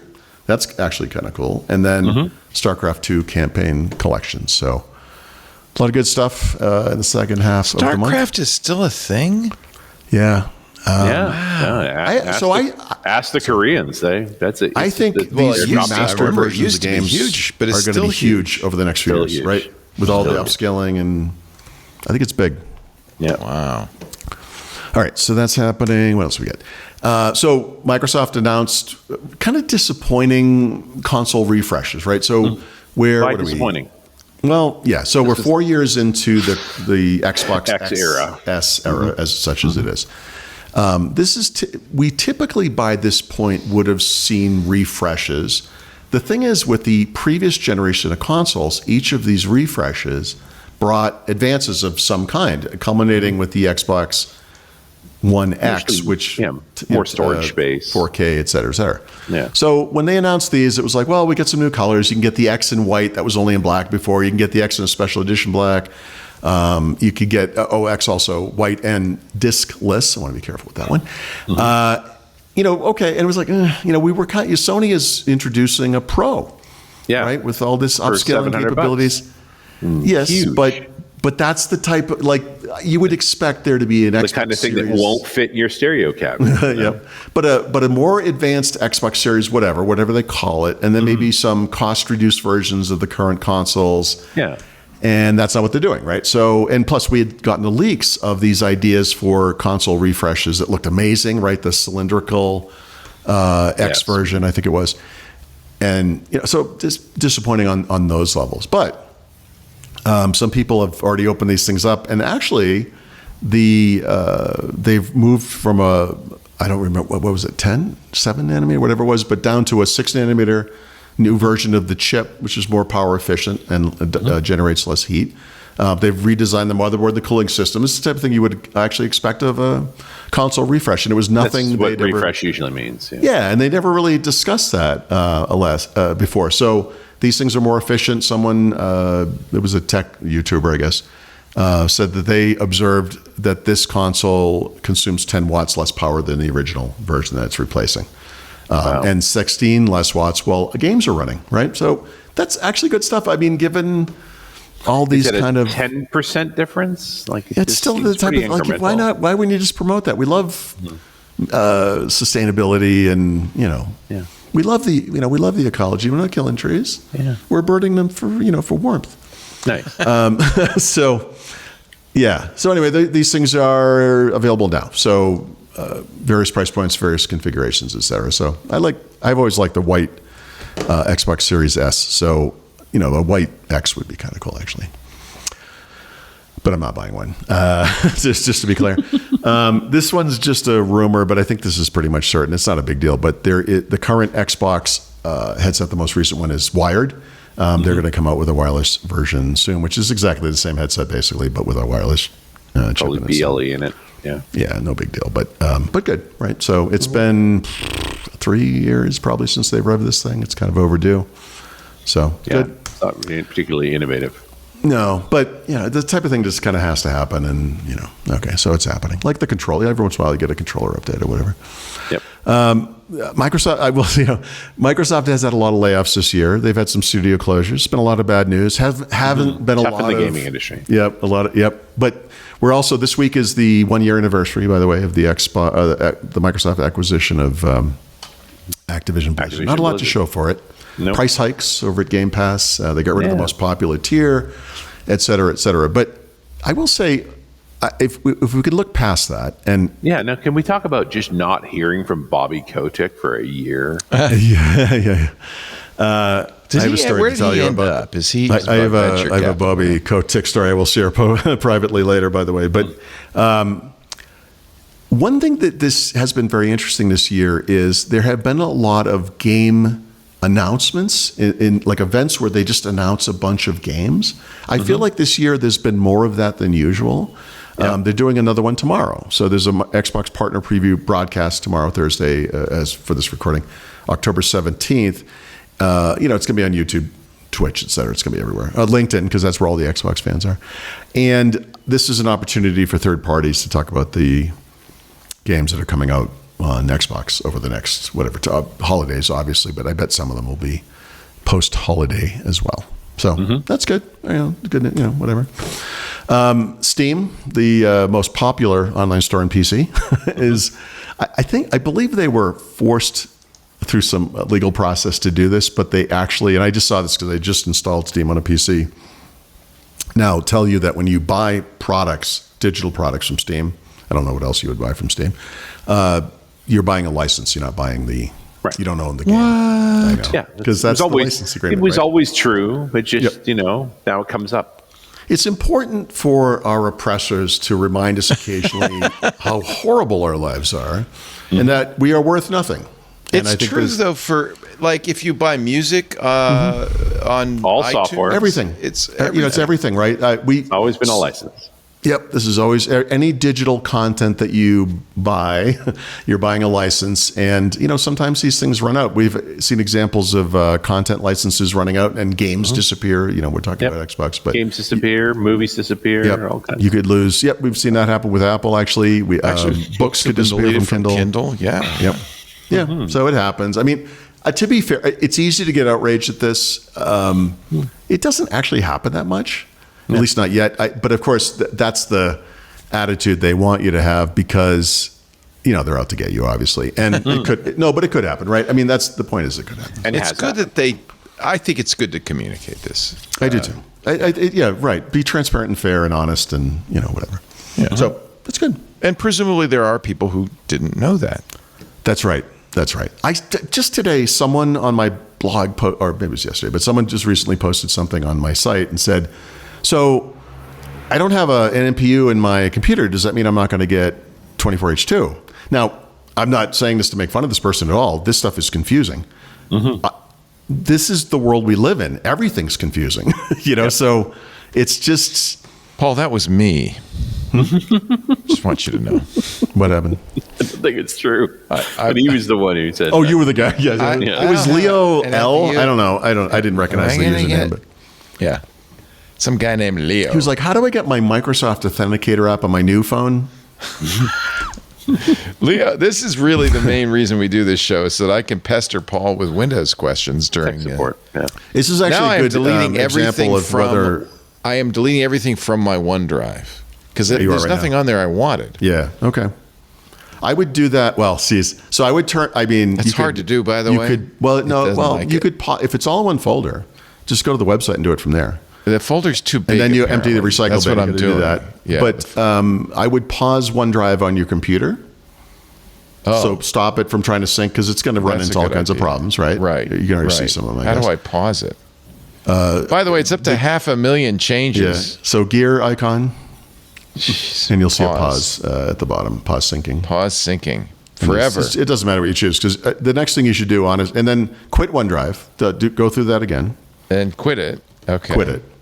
And then after you successfully deleted it from the web and removed it from the OneDrive recycle bin. Oh, it's funny. It's not letting you. It won't let me quit. What is, you got? Hold on. Click it again. You had a yellow. It was saying your files don't want to quit. They're not currently syncing. Yeah, we know that. All right. So. Now I can quit. Okay. Are you sure? Yeah. Yeah, you're sure. Okay, so now I'm deleting them on the website. But go up a level. It wouldn't. I tried to, but it wouldn't. It said it won't let me delete. So let me try again. But I think it's because it's 548 gigabytes. Oh, that's amazing. That it won't let me delete it all. So it looks like this. You might have deleted enough previously that it's going to let you do it this time. But whenever this works, whenever this thing is empty, there's a recycle bin on the left there. Empty that. Yeah. You want to empty that as well. Yeah. Then reboot your computer. And, polarity ensues, so it'll be good. That's a lot of steps. You're still going to be syncing files because it's going to have to sync them in the, it's still going to have to look for the things it did and get rid of, whatever. But it will figure, it's all right. It's computer science, Leo. It's got this. This is awesome. Yeah. Okay, let's take I'm just glad this wasn't a Kindle unboxing today. That's all I'm saying. Yes, no, it's So you got the color one. See, I have a color Kobo, but I'd be curious because it's a very washed. All these e-ink screen color is washed out. pretty muted. Yeah, It's still And better. when they show it on the ads and stuff, it looks so vibrant, but it's not. Supposedly, well, yeah, it's got to be. It has to be the same that Kobo's using, but the same basic technology. I bet it's the same They talk panel. about it like it isn't, but I think it is. It doesn't look. Most of the content I read on Kindle obviously is just text. Who cares? But you get the colored book covers, you get color love that. highlighting. But I do read a lot of graphic novels, so honestly, I'm kind of and Yeah, also put some graphic novels on there. It's okay. It's better. but than also not like color. like a travel guide or something. There are lots of books that have color images in I'll them. be so curious what you think. Okay. I can't wait. I'm really curious about this myself. And you weren't interested in the notebook. No, I totally am, but I want the color. So that thing in color, that's that black would and be white. of interest That to me. would- Yeah, so they updated someday. that. And I have the first version of that. I really like that. And it's big. 90% of what I do on an iPad is just reading. Yeah. So I would love to do that on a Kindle and get whatever it is, 5 weeks of battery life. Right. Obviously, that'd be amazing. Yeah. Well, We'll see. ask your friend Panos Panay what to do. If my life goes accordingly, I'll never have to do that. We'll see. I don't want to never say never. You know, He's pumped, I'm possible. sure. I'm sure he's. Yeah, I'm sure. Okay. Our show today, we got a brand new sponsor. Actually, this is a really good sponsor for all you Microsoft enterprise users. If you are in IT in Microsoft, you know the way Microsoft sells support is it's part of the whole package, right? And it's kind of unlimited, right? But that may be that you're spending more money than you need to. This episode of Windows Weekly is brought to you by US Cloud. Have you heard of them? They're the #1 Microsoft Unified Support replacement. The US Cloud, they're the global leader in third-party Microsoft enterprise support. 50 out of the Fortune 500 use US Cloud. Why? Because switching to US Cloud can save your business 30 to 50% on a true comparable replacement for Microsoft Unified Support.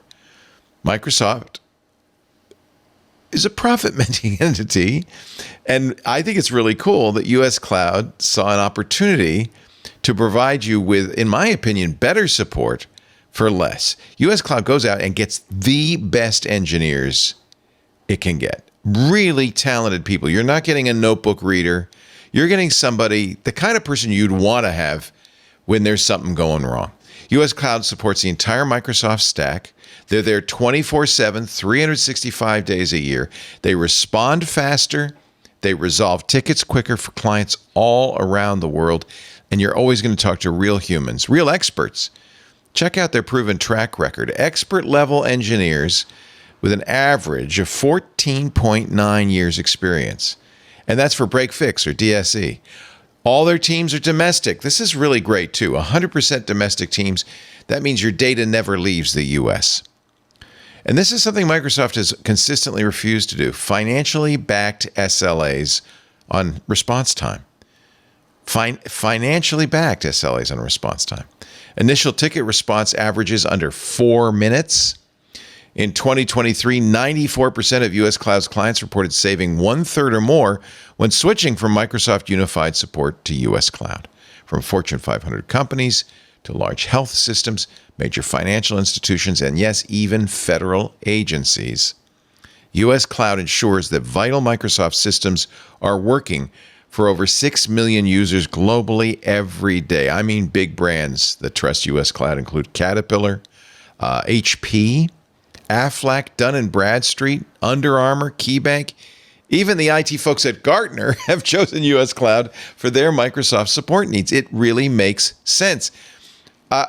I won't say the name, but a director of information and technology has this quote. I love this quote.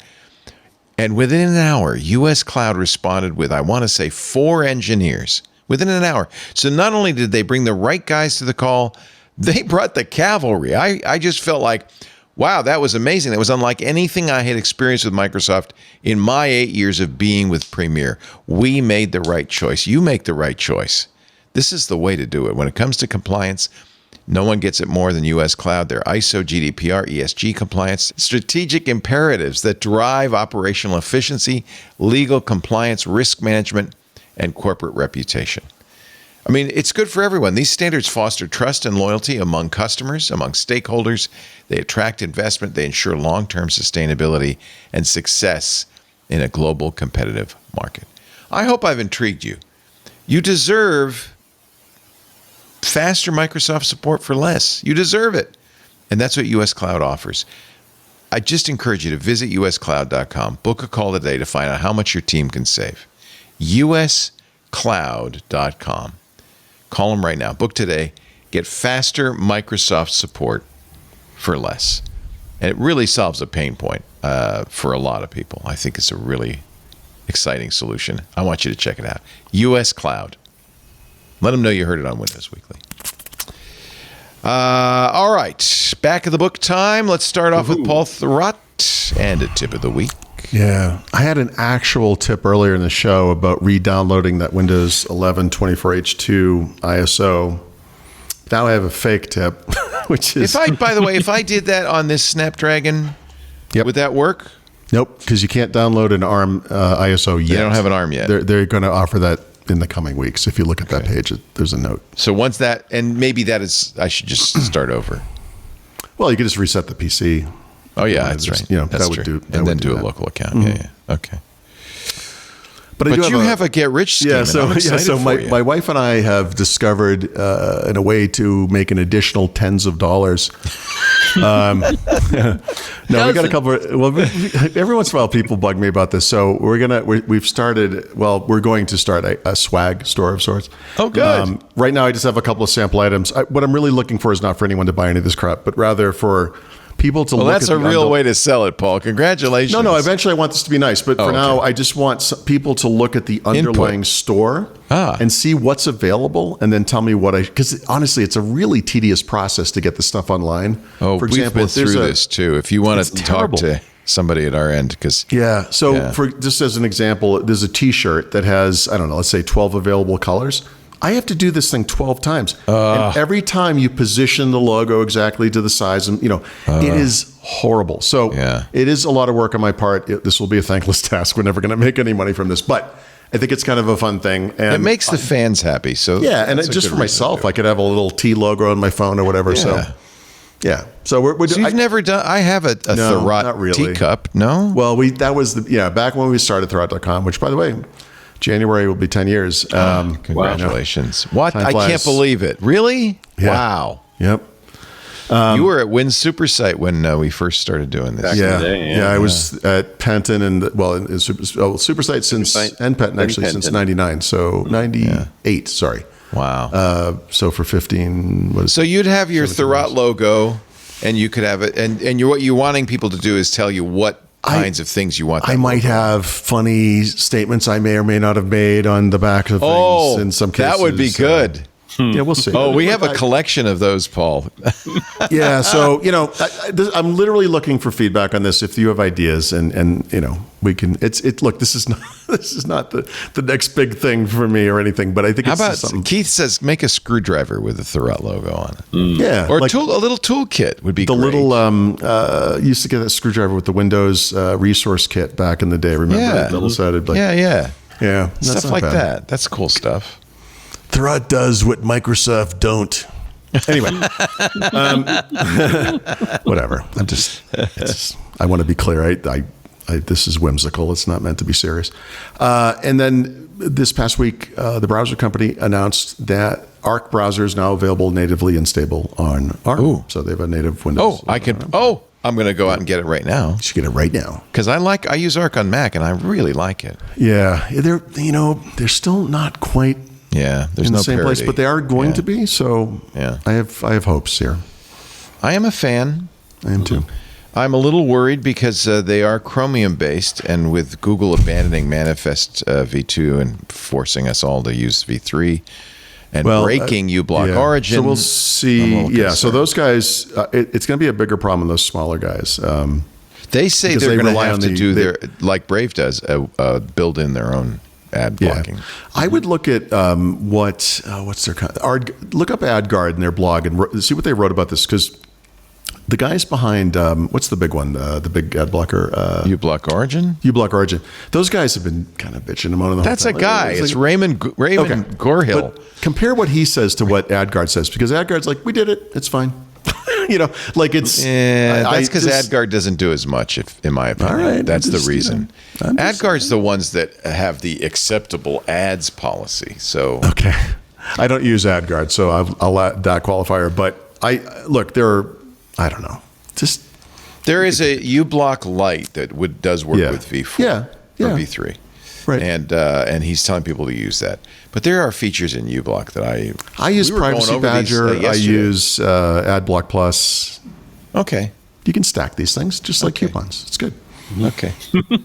I honestly, To some degree. I'm sure at some point they just start fighting each other. I don't know. If uBlock Origin doesn't work on a browser, I'm not going to use it. And I think that's what's Wow. going to happen with all Chromium browsers, to be honest. And that's why Firefox. I do. This is random, but I will say I wish Apple had never taken Safari off Windows. There is a world in which a minimalist, safe, and private browser is necessary, and I would say today Brave plays that role in Windows. But we'll see what happens. Actually, I use NextDNS and probably don't really need. Come to think of it, uBlock. Yeah, but don't you kind of like screwing with these guys a little bit? I do. I mean it. Like, I do. We're so abused. We're an ad-supported network. I should not be doing this. No, I know. But I think that what we do is responsible ads for products we know and so forth. And that's why I'm selling crap on my malware. website. It's responsible. So there's probably some sexy underwear I could be selling. I will. We'll see where it takes us. Is the point? Thurrott logo underwear. Yeah. Ooh. I can see your Thurrott is showing. Is that a Thurrott in your pocket? Or are you happy? I'm sorry. I will get the Arc browser as soon as I'm finished deleting everything from OneDrive. The OneDrive. Yeah. I'll let you know. Richard Campbell, Runners Radio. What's going on? Yeah. This week's show happens to be with Polly Yanishevitz, who's out of Warsaw. So I'm going to see her this weekend, actually. Nice. And this is a brilliant woman who I've known for many, many years. Never let her anywhere near your computer. She is one of the best security vulnerability testers ever. And so we ended up in a conversation about getting ready for a professional pen test. And just like there's so much low-hanging fruit that if you just put a little time in and use some of the open source tools that are available, you're going to pick those things off and make your system more secure. And then you're ready for the pros to come in and really take you to another level. It's a great title. Pen test yourself. Pen test yourself, right? Yeah. Just get in there and just pick up those obvious ones. That there are scripts that are designed to look for simple exploits, and you should run them against your network and show that you have those vulnerabilities, both internally and externally. So, what's open on the outside, and also once someone's clicked on the wrong thing, like, are they able to do a lateral? Have you locked down AD properly? Are you limiting access that way? And there's good tooling for all of that. So it's a good, smart conversation just to you have some power here. And these days when we have somewhat limited budgets, but we still have some time, this is a time thing. This free tooling, you can do it yourself. Pen test yourself. And test yourself. runasradio.com.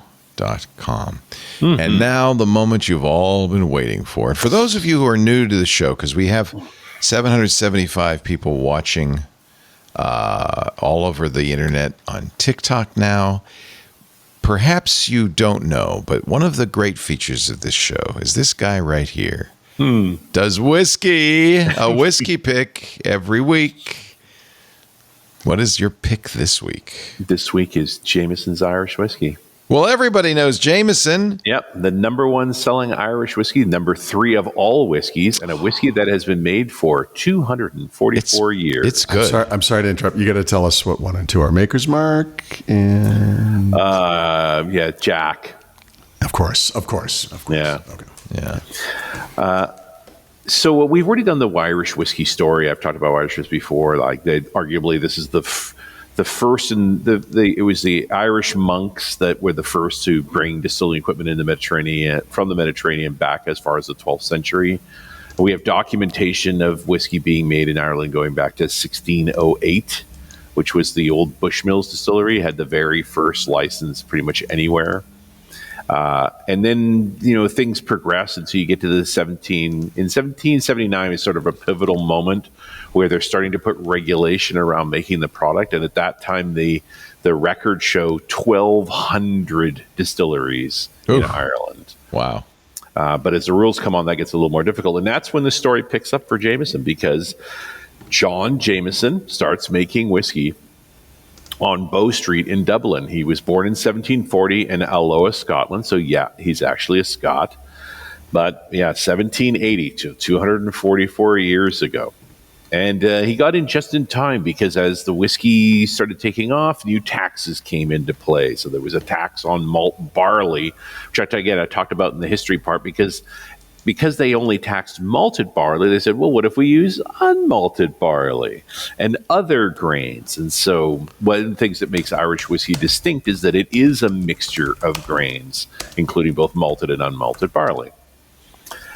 By 1804, John Jameson II has taken over, and one of the parts in researching this was seeing pictures of the man's notes from 200 plus years ago. Wow. Yeah, so they've got his original mash bills written out in this terrible Gaelic scrawl. It's impossible to read. By 1821, they're down to 28 distilleries. So everything had sort of cut back and was narrowed down. And I should mention also, this is when the Aeneas Coffee comes up with the continuous coffee still, or the column still, as we generally know it now. And at the time, the Irish were strictly against it. They were using pot stills, but it's the Scots that initially adopted to make high spirits, to make the 90% plus. And a bunch of things happened when the coffee still got introduced. One was that a lot of distilleries wanted to get rid of their pot stills to use the column stills because they were so much faster in their continuous operating. And so a lot of new distilleries were open on the back of these pot stills essentially being all but free. That's where Dalmore came from, for example. They were buying former gin stills because those guys were switching over to the column stills. And then this is where that schism between whiskey with the E and whiskey without the E came from, because that's how the Irish distinguished what they felt was their superior whiskey from the Scottish whiskey. They used the E, which the Scots weren't doing. John Jameson III takes over in 1851. And at this point, he is a college-educated man. He's also a justice of the peace and a high sheriff. He is part of the serious society of Ireland. So that there's already been, 80 years of Jameson in Ireland. And the distillery on Bow Street is 6 acres. They called it a city within a city. It employed a huge number of people. It was completely vertically integrated. They acquired their own barley. They did their own maltings, did all of their own production. And so by 1875, we're now on to the fourth John Jameson. So it's literally the same name, 4 in a row. He was known as Jack, also college-educated, justice of the peace, high sheriff. But he had no kids, married twice, but never had any children. So within a few years, by 1891, they incorporated the company. So it finally became a limited entity. And in 1905, King Edward VII granted them a royal warrant, which is funny because, the next couple of years was the War of Independence against the English, which rapidly ended all of that. It's also World War I, so shortages of everything meant that the distillery actually shut down for a couple of years. In 1905, a grandson of the previous Jameson III took over. His name was Andrew Jameson, and he also became a senator in the very first Senate of the Republic after independence. Prohibition, of course, devastating to Jameson, and they largely shut down. That's when the Scots were doing a lot of the exporting and pretty much took control of the American market and kept it. George Lionel Jameson takes charge in 1941. He's the great-grandson of Jan Jameson, the very first. And the last director relative of the company, a guy named Alexander Crichton, took charge in 1961. So that's 6 in a row, direct family lineage. And that's pretty much in a lot of ways when Jameson was fundamentally transformed, because coming out of World War II and the Prohibition, the Irish whiskey making struggled mightily. And so by 1966, there was only 2 distilleries left, just Bushmills and Jameson. And they formed up with Cork distillers to create a group called the Irish Distillers Group. And they realized that they couldn't afford to run all of the different distilleries, that it made sense to build one distillery that was versatile, that was modern. This is in the 1960s, with multiple stills that could run multiple mash bills and switch between making different productions very quickly. And so the Bushmills distillery up in Belfast shut down. The old Jameson distillery on Bow Street shuts down, and they have the one distilling system with 3 75,000-liter pot stills, and they're able to switch quickly between the recipes to make whatever they want. And this is also when they buy up a lot of the brands and bring them all under this umbrella of the Irish Distillers Group. So they kind of save things like Green Spot and Redbreast. They're all companies that were essentially defunct. And the Bowmore Distillery, that massive facility in 1972, they sell to the Irish government. They pretty much just give it away. It's an obligation they can't afford. They can't afford the taxes. They've now moved to the new Middleton Distillery, which is down in Cork. So they don't need it, which is sad. It's an old facility, been around for almost 200 years at that point. But it didn't make sense to continue. But things turned around. By the 1980s, Irish whiskey is getting more popular. New distilleries are opening, like the Cooley Distillery. And in 1988, Pernod Ricard buys Irish distillers. So this is one of the big conglomerates like Diageo, out of France, make a lot of their own products. And so by acquiring Irish distillers, they acquire Jameson as well. And that's when largely the Jameson family exits the company entirely. The government never did anything with the Bow Street facility. In fact, it was a huge fire in 1990 that ravaged a bunch of the buildings, but not much was done by it. But with Renaud Pernard's money, they actually buy back a part of the facility in 1995, and they turn it into a visitor center, which opened in 97. And so by 2013, we are up to the new Middleton Distillery is the biggest, still making Jameson, all of the spots, Tullamore Dew, Redbreast, and a bunch of others. Bushmills reopened their original distillery back in Belfast and continued with that, and a few others existed. The standardization for Irish whiskey came in 2016, which is that has to be made in Ireland, both Republic and North being considered Ireland. A mash of malted cereals and whole grains, so it doesn't have to only be malted. You can use the natural enzymes, so that's the amylase that's in barley, which you can also use what's called diastase, which is other saccharifications, ways to do malting. Fermented by yeast, distilled up to as high as 94.8%, which is crazy high. That's vodka numbers. Most other whiskeys are not allowed to be distilled that high. You can add water and you can add caramel color. Those are all considered legal. You got to do at least 3 years in barrels. The barrels can't be bigger than 700 liters and finished at 40%, which is nothing unusual. They identify 3 varieties of Irish whiskey. So there's single pot still, there's single malt, there's single grain, and then there's also blended. And that's actually where we come to what Jameson actually is, which is a blended Irish whiskey. So they make some in column stills, and part of it in column stills and part of it in pot stills. The half that is in pot stills is all malted barley, so very much like a traditional Scottish whiskey. But then the other half is done in a column still, and it's 40% malted barley and 60% unmalted barley, which is unusual for other whiskey makers, but not unusual for the Irish. Because of those malting laws back in the day, they got into using unmalted barley, and it's part of their normal practices, and it's part of what makes Irish whiskey Irish. They then Jameson is aged in bourbon casks, specifically wild turkey bourbon casks. I'll be darned. And then they also do a finishing in sherry casks, and they buy from Bias, Croft, and Harvey's. So for the most part, the new make goes, they put it into different barrels, and they sort of sample it along the way. The minimum they typically leave it as 4, but it'll go up as much as 7 before they pull together an addition. That being said, I read a great study about the various forms of Jameson Irish whiskey that's been made over the past 244 years. And the current version is what they call a lot lighter. It's a very easy drinking Irish whiskey. And because I think that's the style that if you went back to the 1960s, the Jameson of that time was a much rougher product. So this is very refined, straightforward. And we drank a ton of it in Ibiza because that's about all they had. And it's like, given the choice, drink the Jameson. And so we happily sipped away. It's 40%, which is your sort of classic spirit number. Nothing exciting because it is chill filtered and colored. And it's $20 a bottle. Keep this on your shelf. This is a reliable whiskey. I really like Jameson. It drinks neat. It drinks with ice. It drinks in cocktails. It's incredibly versatile. It is unpretentious, and it is good. And it's not peaty. Not a bit of peat. The Scots the Irish are strictly against peat. That's like not peat. a thing. They don't want to put not peat a thing. That's a Scottish thing. We don't. They don't do that. Yep. I quite. My brother-in-law is an Irish whiskey fan. It kind of turned me onto it, and I didn't say this, but all Irish whiskey is triple distilled. So they only, they go through multiple passes with the pot stills more than the Scots are like a double distillation.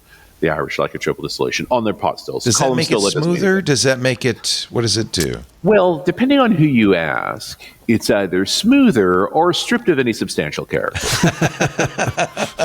Nice. Or both. Yeah. It's an unassuming. Yeah, quaff. it's not a Scotch unless you have internal bleeding. Or peanut butter. Yeah. Right. If you're not vaguely traumatized, you had the wrong drink. Right. I sat around with a group of really fun people at an amazing weekend for our friends, and we drank a lot of Jameson and told stories and had a lovely time, and I thought I would share that story with you. That's wonderful. Richard Campbell, for those of us you who are new to the show, we've put together the whiskey verse, as we call it. Yeah, to the whiskey verse. We've put together an entire playlist of his Scotch, because there's quite a few now. His Scotch stories. Coming up on 200, I think. Really? Wow. Yeah. Is that So, true? Kevin, how many have you done? Or we're over 100 now. On your playlist, how many? We call it Windows Whiskey. Is Twit. And Windows Whiskey has quite a few. Yeah, they're up to 45. 45. He's done. Thank you so much, Kevin King, our producer and editor. He has put together quite a few of these. So there is the whole beginning of it is how whiskey's made. So it's a great way. Scottish whiskey. Yeah, it's an introduction to the process of whiskey making, and then he's got quite a few picks in there, including our favorite Abalura Budna. And the great story of how that went down that day. Yeah, there's some really good stuff in here. Yeah. If you are a fan of brown liquors, this is a great. And we're almost up to date. That's really good. Okay. It's about half of them. Yeah. Really great playlist. Windows Whiskey. The next one is Glenn Geary. Nice. Glenn Geary, Glenn Ross. So that will be something to look forward to on our YouTube channel. Of course, you can watch this show on our YouTube channel as well. Paul Thurrott and Richard Campbell gather together every Wednesday, 11 a.m. Pacific, 2 p.m. Eastern, 1800 UTC, to do this show, which means you can watch us live on those 8 different channels from YouTube and Twitch to brand new. We're on TikTok, X.com, LinkedIn, Facebook, and more. Watch live, but if you do watch live, do me a favor. Download a copy too, because that's the only thing we monetize is the download. So you can go to twit.tv/WW, download it there. Paul puts a copy of it at his website. That works too, thurrott.com. There is a YouTube channel which doesn't really count as a download, but is very handy. It's the video version of the show for sharing. So if you just wanted to, if you had a brother-in-law named Joe who really liked Jameson, you might want to share that little clip. The YouTube channel makes it very easy to do that. It's Joe's birthday tomorrow, so I think I'm going to have to go get some Redbreast or something. Brilliant. I got to get to work. What's your favorite Irish whiskey? Yeah, the one in front of me most of the time. Yeah. The Redbreast was good. We got him that. Redbreast, go get him a green spot or a yellow spot if you really like yellow them. spot. Yep. Yeah, if you can find the yellow spot, it's a bit Yellow more. spot. But Okay. pretty special stuff, yeah. Okay. There is actually a blue spot, but I've never seen it outside of Ireland, and it's quite pricey. Yeah, we just saw a yellow spot in a bar in Pennsylvania, but that's unusual too. Okay. Yeah. if you find it, you'll really like it. There's nothing wrong with the green spot. The green spot is the basic, and certainly not bad by any respect. But that's like a $40 bottle, and the yellow is more like $100. This is just nice because it's everywhere. Like you're always going to be able to find it. It's kind of like Jack Daniels. Like it will be there. So if you like this kind of thing, it's it's a good choice. Good. Well, I'm sure Joe knows all about it, but Bevmo's got yellow spot for $150. I'll go get him. There's a Bevmo down the road. I'll get him one. So because we're going to the barbecue tomorrow. The best way to get the show really is to subscribe. It's a podcast, so you can go to any podcast client, search for Windows Weekly. If you go to twit.tv/ww, there's some links there to some of the more popular ones like Pocket Casts. If you subscribe, you'll get it automatically. Then you don't even have to think about it. You just know I have a Windows Weekly this weekend every week. Paul Thurrott is at thurrott.com, THURRO good. That's become a premium member. There's great content there. Some of that premium content gets into the books, like Windows Everywhere, his most recent book, which is kind of the story of Windows through its development frameworks. I don't know. It seems so simplistic to say it that way, but it's a tough sell. But I think it's actually, I think people would like it even if they weren't. It's great. Developers. It's not. Really, it's great. I mean, it's wonderful. I think it is. A lot of anecdotes, a lot of history, which is Paul's been there the whole way, so this is a guy who can tell a story. He also has the field guide to Windows 11, which if I would just gosh darn read it, I wouldn't have to keep asking him all these questions. That one's being updated almost daily right now. So. And there's Snapdragon stuff in there, right? Yeah, I'm starting to incorporate that. Yeah, Copilot. Okay, I guess I better get that. Field Guide to Windows 10 is inside as well. All of that at leanpub.com. Richard Campbell's podcasts, Run as Radio and .NET Rocks, are both available at runasradio.com, including that new one on Pen Test Yourself. Pen Test Yourself. We thank you so much, Paul and Richard. Paul is in Mexico City. You'll be still there tomorrow, next week, right? I'm sure. Yeah. Richard is in Porto. I thought you might do a port today. Yeah, I've got a couple floating around, but I might do them next week too. Okay. Because I'll be in Warsaw. Oh boy. And is it the Vin there? What is it that you drink in Warsaw? Usually I'm able to get Romanian and Moldovan Divin. That's about as far west as it gets. So I do have a couple of specialty shops I visit in Warsaw to stock up a bit. A little Divint. Stock up on the Divint. Yes. But, it's a vodka town, and they got a vodka for every occasion, They have a lot of potatoes, so it's natural that vodka would result. Well, it's like, got a stomach upset, I got a vodka for that. Like you name it, they got a vodka for that. Oh, yeah. That's hysterical. Yeah, that's their way. All right. Well, we'll see what we do next week, but it'll be sure to be alcoholic. Let's put it that way. Thank you, Paul. Well, it's not like I would do this sober. Goodness knows. Thank you, Paul. Thank you, Richard. Thanks to our club members, especially, who make this show possible. The club is so important to us. I don't know if you've heard, podcasts are having a little trouble these days. It isn't as easy to make a living as a podcast, and especially difficult for us as a podcast network. We have many shows, but we want to keep doing it because I think especially now with the advent of AI, the fall of Intel, there's a whole bunch of stuff that's worthy of coverage. We have a job to do. And while we have advertisers, and we are very grateful to them, it also takes our listeners to keep this show on the road. So all you have to do is go to twit.tv/clubtwit. It's as little as $7 a month, although if you want to pay more, you can.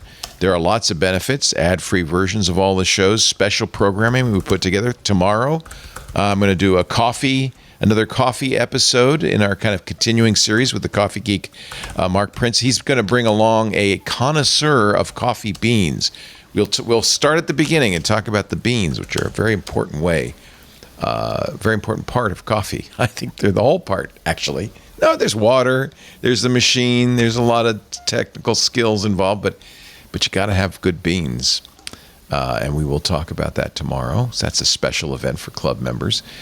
Stacy's Book Club is a week from tomorrow with the Creative Corner with Micah. I'm going to start doing, I think, a call-in radio show, overnight show. I just want to play around with it. It was kind of always my goal in life to be a late-night, nonstop truck driving show guy. And, I have my own internet studio. I guess I could do that. So all of that's in the club, though, and that's the key. And so your $7 Oh, you also get access to the Discord, where there's a great community of people talking all the time, not just during the shows. But the real reason that you spend $7 a month is to keep the shows like this continuing. We're doing everything we can to keep our, tighten our belt and keep our costs low, but we still need your help. So twit.tv/clubtwit. If you haven't yet joined the club, I invite you to do so. And you see this, you can scan the QR code in the upper left or go to twit.tv/clubtwit. One more thing, we've just added a referral program. So if you're already a Club Twit member, I'm looking at you. If you're a Club Twit member, you can refer another member, a new member, and get a free month when they join. So if you are not yet a club member, join at twit.tv/clubtwit. Or if you are a club member, refer people to it. And there's a whole referral page at twit.tv/clubtwit and get a free month. It's that important to us. We really, really appreciate it. Have a wonderful week, everybody, all you winners and dozers, and we'll see you next time on Windows Weekly.